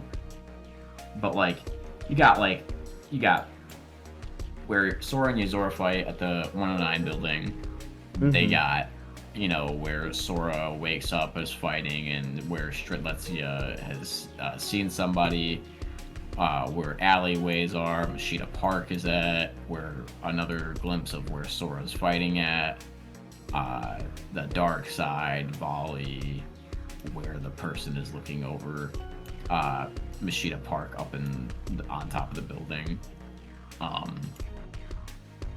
where the Master of Masters is standing with another Ordco, the building that was from Versus 13 in the background, and then even the 20th anniversary artwork, and then at the very bottom you got Square Enix. You got the Square Enix building over there. So yeah, that I'm telling you, dude, we're gonna be able to go to Square Enix in the game. That's gonna be really meta. That's gonna be the more super just duper puts meta. himself in the game, my son Sora's like, what?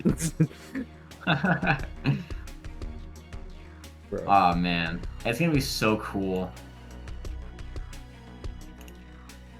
But yeah, I would like to thank the Twitter user for actually doing all of this. So thank you, Tora. Yeah.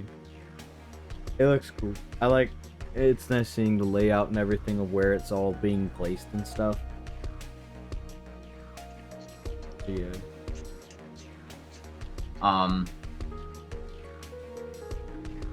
Where did these notes go? Where did these notes go? Oh, there we go. The screenshots. The wind phone. I just want to go over this again because some people may have missed upon it if you guys are new to looking at Kingdom Hearts content or anything like that, even though we're pretty far into the video. The wind phone is supposed to be a folklore story about people trying to speak to the dead, but they cannot hear them on the other side, which is really in line with what Quadratum really is. It's an afterlife, but it is also where people's voices cannot reach to the other side, where people have perceived them as dead. So I really want to know what it's like to see Sora and his emotions and who he tries to reach out to and what he'll say. It will bring a sense of a darker tone to the series way, way more than it ever has before in the entirety of it all. We could even possibly hear Sora finally talk about his parents for like the first time, really. Yeah. And try reaching out to them in desperate need or missing them. It's gonna be crazy. I mean, like we've never really seen his parents. They've only been mentioned like once, and I feel like oh, excuse me. Burning the midnight oil. But yeah, I feel like if we see their parents, they're gonna be like a very big plot point at some point in the story. Oh yeah, definitely some sort of like blood relativity or something like that to the Keyblade lineage. To go over relation to the dark side, man. I know it could be just an artistic art style choice, but out of every other dark side that we have ever seen, in the whole entire series of the game so far. It's always I've always made fun of it and said that it looks like a Tangela, the headpiece of Darkseid. But like right now, if you pair up this image and like look at Ericus's hairstyle, oh my god, it is 1 for 1. Like the hairstyle is completely similar. Why would Ericus be a Darkseid? I have no damn clue. But it's just interesting to note and to look at, because if that is the case, damn. I mean, would it be too far-fetched to say with Yazora's heart being replaced with another's and him being a Darkling? I wouldn't say it's too far-fetched, maybe. I mean, Sora's been a Heartless before. I feel like what happened.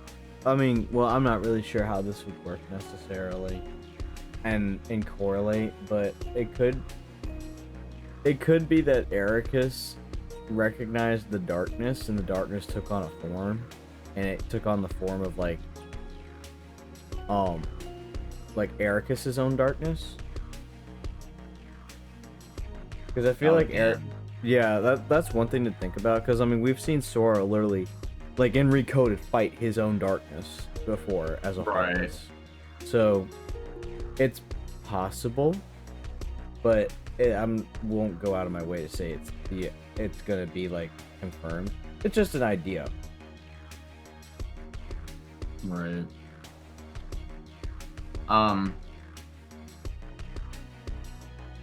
The airships. I know people have said this like a lot already, but it really does look like the airdrop ships, and also the airships in general from versus 13. It's more towards the beginning. Like when it's the Darkseid like screaming.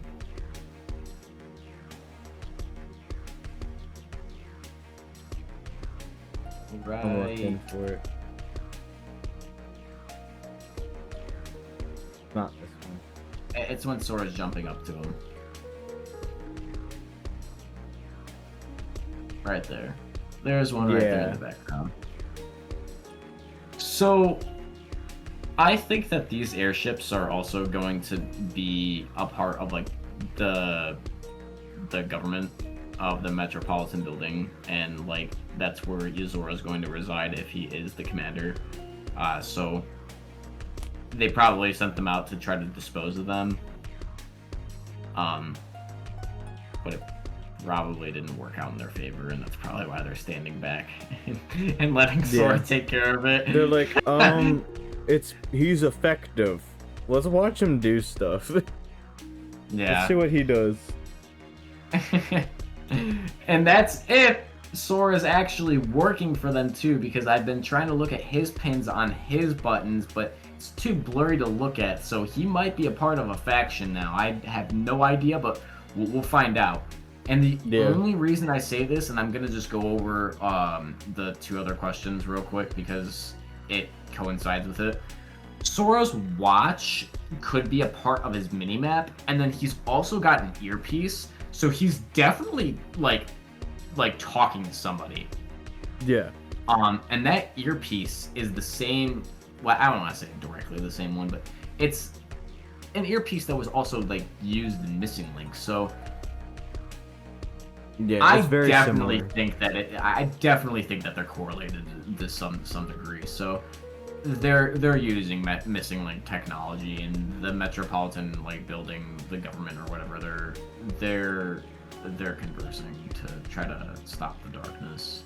Yeah, that makes sense.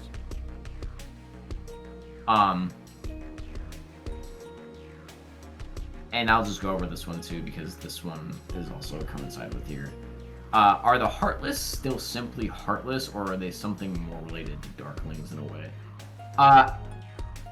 The only key note, I don't know what you would have to say about it. The only key note that I have personally, though, is that when I see these guys fighting Sora, I had talked about how there's hearts that are not popping out of them like how they usually do, because Kingdom Hearts is up in the sky, but Sora sealed off Kingdom Hearts and seemingly might as well have the X-Blade because it seems like he's been bequeathed it. So, if that's the case, where the trailer states the heart resides inside the soul, I'm wondering if Sora's not releasing hearts this time, but he's releasing souls, and they're going up to the moon, like how in Versus 13, which opens a portal to see the Unseen Realm, which is the goddess Etro, and Etro is inside of the moon. So I'm wondering if that's the case with what's happening with the Heartless now here, because they're not supposed to be existing in this realm because they are given the concept due to people's thought. Yeah. It's a cool idea. I would say I really do like that thought process. I do like that idea of it happening that way because I mean, from the first trailer, they already put a very big emphasis on the soul in general from the first few words of the first trailer for Kingdom Hearts 4. So I feel like they would be going in that direction. Right. Gameplay mechanics. New mechs that are in this game. I definitely still think that it's just an in development phase, and it's not going to be finalized of what is actually going to be in the last parts of the game when it finally comes out. And I know people have already talked about it as well, but aerial dive seems to be a part of Sora's new move with using the build mechanic with the new Keyblade. And he also has Last Charge at the ending of that animation. And then he gets a new one at the very end where he has like this death grip on the Keyblade and like slams down into the Heartless very violently. There's a lot of moves that are very similar.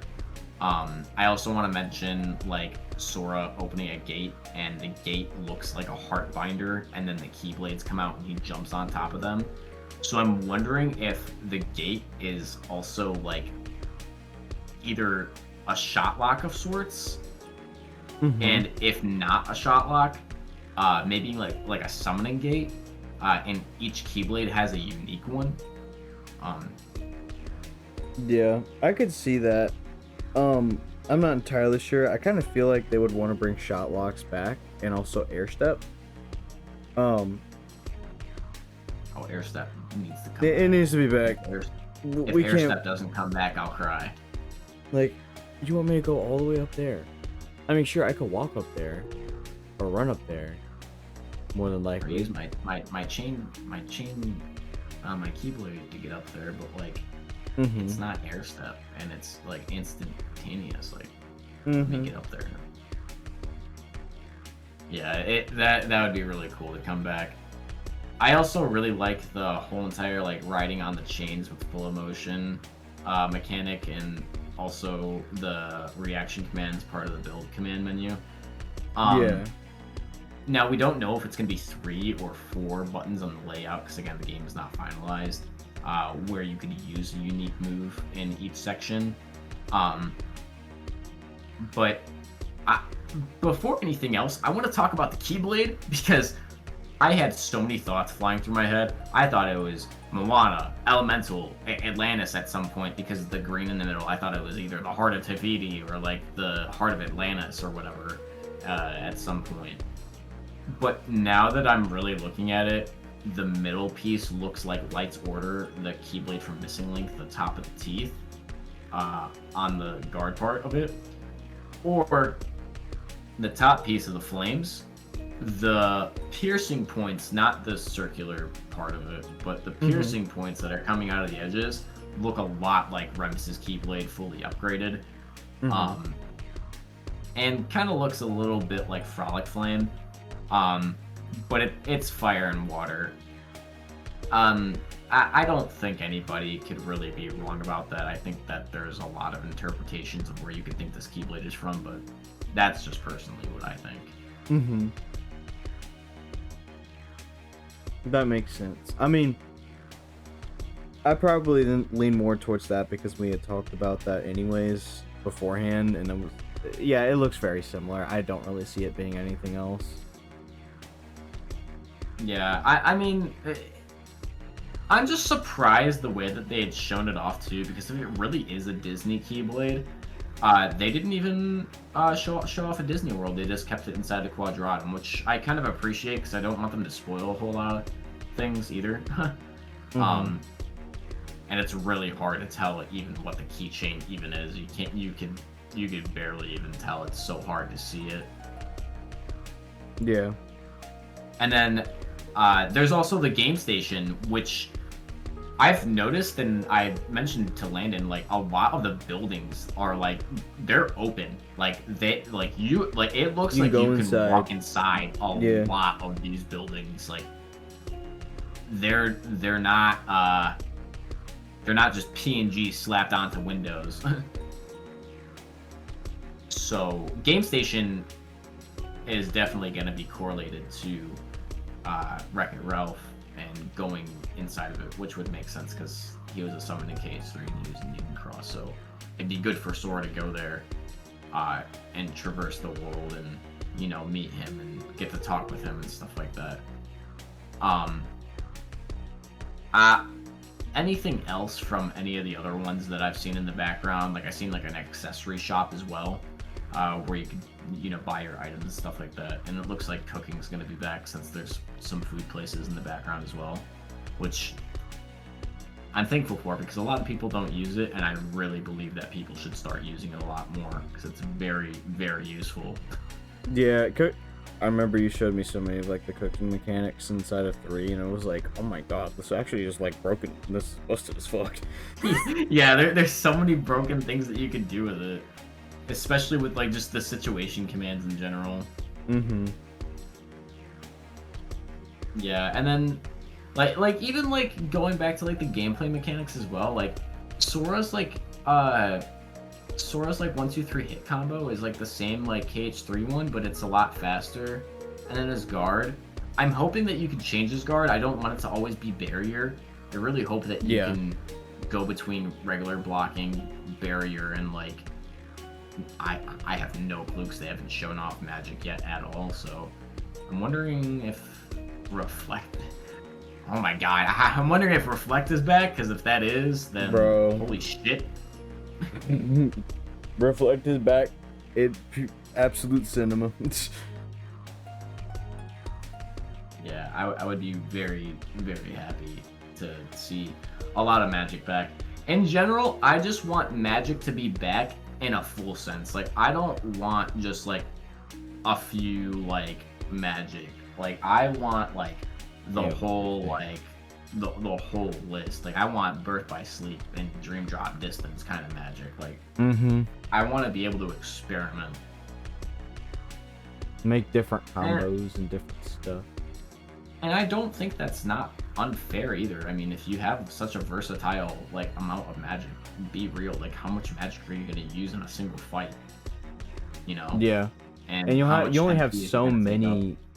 Yeah, you have so many like you have so many like shortcuts that you can use anyways, and like you only have so much magic on you to begin with, so it's kind of like, well, why not give you the option to do everything?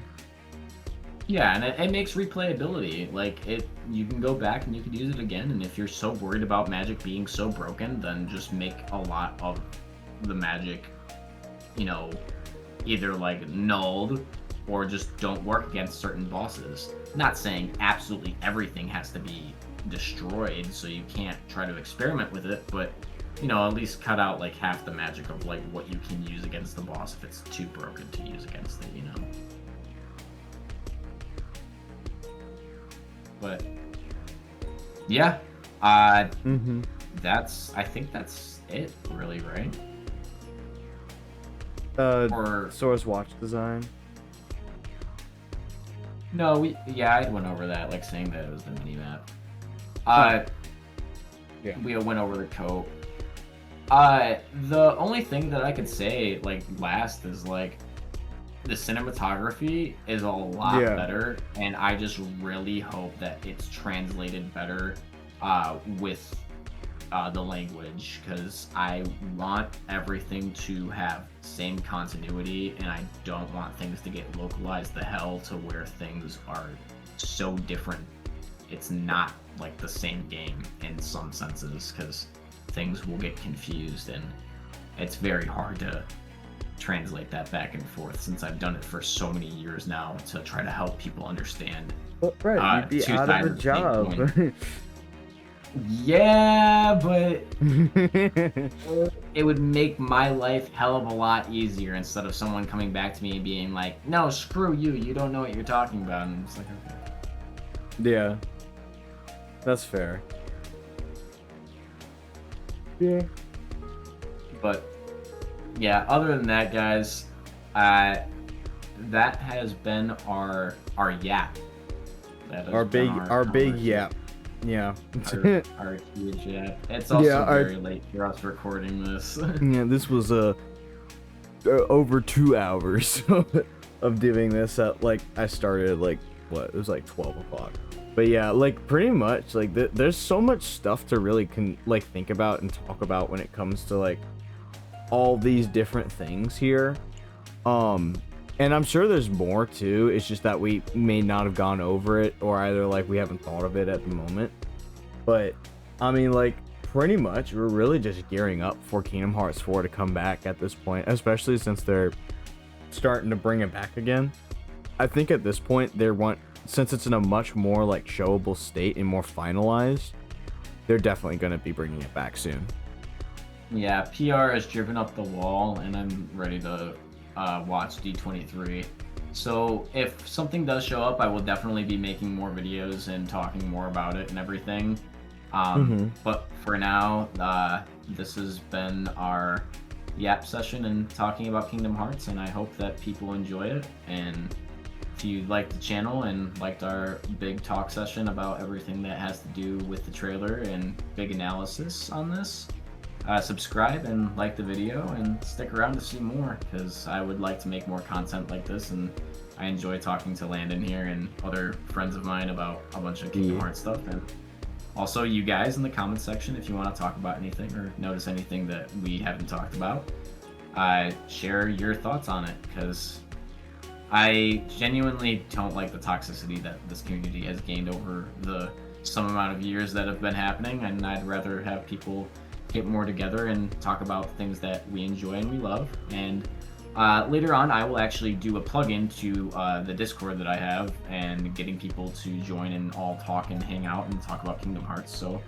if you want to join that, you are more than welcome to. I will probably be opening it more towards later in the year, but I will have the link in this description, and I will label a date after discussion when this video ends about when we are going to open that up. So if you ever want to come back to this video and join it, and you want to hang out, or you want to message me, or you can contact me through Twitter, or even message me through the YouTube channel and ask me about it, then you are more than welcome to. But yeah, this has been Final RPG and Player L talking about Kingdom Hearts 4, and I will talk to you guys later. Peace out, guys. See ya.